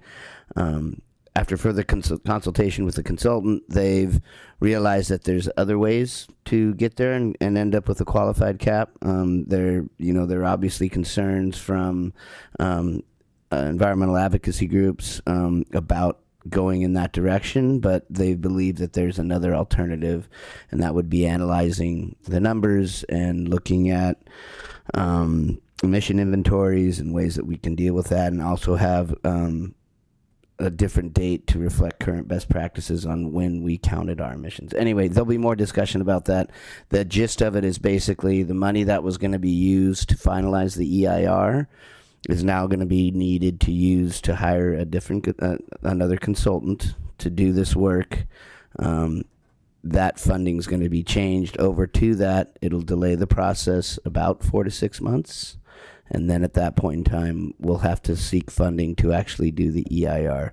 So it went to the Board of Supervisors today. They approved it with some caveats. So on November 7th, we'll be back with more information for you guys on that. Just wanted to give you a heads up. That's all I got.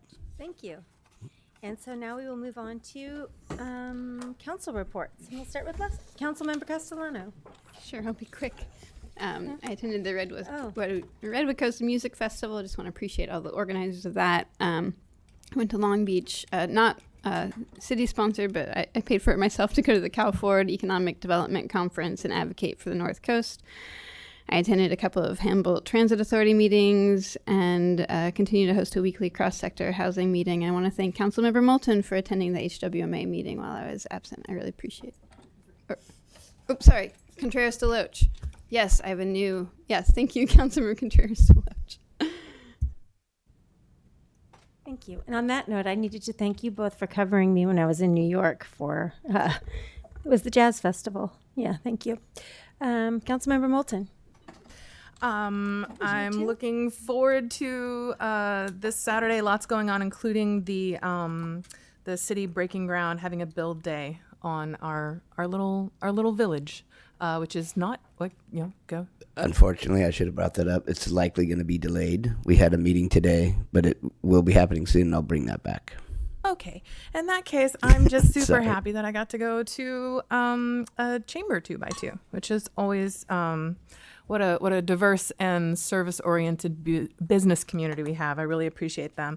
And I just want to encourage everybody to go out to a haunted house. All the haunted houses locally are put on by nonprofits as fundraisers, I've noticed. So go do that. Sounds fun. Good. Thank you. Councilmember Contreras-Deloche. Yeah, I got to go and kick off the Jazz Fest in place of our mayor. That was fun. I went to the Humboldt Waste Management Authority meeting in place of Councilmember Castellano, which is very interesting. So if you want to be absent more often, that's okay. I actually really, I really enjoyed the meeting. It was very interesting. And then I went to the Autumn Fair at Redwood Acres. That was really cool. It was, and then the Chamber 2x2 this morning. And I agree with what Councilmember Moulton just said. We have a really dynamic business community, and then also our chamber, the leadership in the chamber is incredible. So really amazing advocates for the business community. Thank you. Councilmember Fernandez. Thank you. I was able to visit the Silver Wind, the last cruise ship of the season, it seems. This was also the first time I've attended the Redwood Music Festival and had a great time seeing the folks out there dancing, participating, and seeing Councilmember Contreras-Deloche's opening remarks. Had a meeting with constituents to discuss various concerns around housing, parking, the fruit vendors that we're seeing out there a bit more. They expressed interest in becoming more involved in our processes, and hopefully we'll have a neighborhood event before the close of the year in Ward 3. Attended an interview with our mayor held by an undergrad from Cal Poly majoring in Geographic Information Systems, GIS, asking our thoughts on traffic concerns and street design here in Eureka. And I would hope that since we've reached out to Eureka City Schools, we would have a 2x2 sometime soon, given the interest and misgivings around the Jacobs property, the strides that Eureka City Schools is making in mental health services, as we heard earlier tonight, let alone the change in leadership at the start of next calendar year with an expected new superintendent. Thank you. Thank you. And Councilmember Bauer. I'll be quick. I attended the JPA meeting, which is always super interesting. And I barbecued for the Eureka High School boosters for homecoming and cooked like 400 burgers. It's a great time, actually. I love being around the high school and the sporting events. So, yeah, lots of other stuff, but call it good. Thanks. There's lots of other stuff, huh? And with that, we're adjourned.